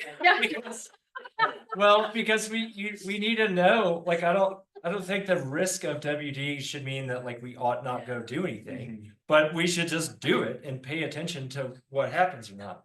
And we might go, well, we went from negative to positive, like that's bad. Or we went from a little bit to a lot, that's not good. Like at the very least, we should know what we're doing, you know, to the degree that we're able. And then if we make WD worse, well, then maybe you really are careful about where you do these kind of things, but maybe you do them anyway, because. Get demonstrably worse below beaver dams, so anything mimicking a beaver, well, ponds even. Yeah. Well, that's plausible. Yeah. It's definitely a I guess concern. I wasn't sure. Yeah. If you do that filter. Esteban, you know, it's definitely one of his concerns. Yeah. So, I mean, it's out there for sure. Well, and now APHIS has this new position that's totally focused on like disease transmission and beavers. And so Stacy Robinson, I think, is she's been in touch with us. I think she's been contacting a lot of different people across the state, and we're hopefully going to be taking samples this year. And even if we don't have the funds to analyze them this year, like in coming years, we're going to be Samples from the beavers? samples from the beavers. Yeah. And The then beavers potentially is- water samples. Yeah. Yeah. You know, like eDNA, DNA. We're also interested in just like the genetics of the beaver and like what their genetic diversity across our landscape looks like and how moving them around could impact that. So I think sky's the limit there, but hopefully there will be some effort put towards it soon. So could I Well, interject? We yeah. need a last word. We Yep. have 3 minutes left. Who's got the? You're buying. Dan, you have a quick Sales question? tax. You got one more? Yeah, I was just kind of curious, you talked a lot about different barriers, and I'm just wondering if funding became more available, how you would prioritize that to address these. I don't know, well, I speak for myself, I don't think funding is necessarily a barrier. Now, I mean, you know, in 5 years, that could be the case, but a lot of our partners, I mean, there's these keystone agreements that we've given to every nonprofit that I can think of. Wild Turkey Federation, Trout Unlimited, the Mule Deer Foundation, Rocky Mountain Elk Foundation, they all had these keystone agreements that they, like, okay, we gave them money, now they're coming back to us and saying, okay, how can we help you do your projects? So now that's government money, but there's also a lot of these nonprofits that have their own sources of funding that are, I mean, there's, in the state, of course, and like Rosie was talking about earlier, we've got these wetland grants that are available, and CWCB has grants, and so there's. It's the capacity to apply for the grants, I would say, is It's more the limitation than anything else. Like if we didn't have Connor to help us fundraise and we were trying to do all those grant applications internally, I don't think we'd be able to raise all those funds. But maybe. Yeah, well, and this might kind of get into a last word, since I think it applies to you guys as well, but I think. For us, it's been really good, even with a smaller pool of funding, to just be the ones on the ground. Implementing and making the connections and figuring everything out ourselves rather than contracting out to get a higher capacity, because as we've seen, there's not only concerns, we haven't even gotten into water rights concerns. There's some concerns from the wildlife perspective too, that staying relatively limited in our scope is really helping us out with. Yeah, staying local. Yeah, and- staying local, staying connected, being able to deal with things as they come up and not making huge impacts that we realize 5 years down the road. It's like, oh my gosh, we put 100 structures in and they made, whirling disease completely worse, or is taking away senior water right, and now all of a sudden we're gonna have to rip them all out. Which is the history of our line of work. Yeah.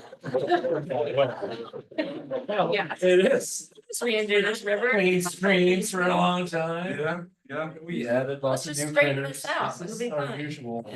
Yeah. Yeah. But I think, I think there's a capacity, there's a limit on funding and capacity, it's the grant writing, but it's the labor. Yeah. So there's some folks that we've talked to about creating like these SCC crews that are strictly just doing wetland restoration. Like something like that might be really helpful. Like, just like someone was talking about earlier, like having the folks that can do the living with beaver stuff, like locally, you know, all these different watersheds, like someone you could call on the phone that says, hey, you know, we can come out and build a beaver deceiver for you. I will say Like, partners. it's one thing to give for somebody a piece of wildlife, paper, but. Yeah, has been really helpful for private landowners who want help with beaver. Partners for Fish and Wildlife. Brandon Miller out of Gunnison has been our local person, but I'm sure there are other people throughout the state, but he's really, really great and really helpful. Wildlife Services, Fish and Wildlife. It's the partners program, Partners for Fish and Partners. Yeah. Well, we hit 3:05. Yeah. That was really fun.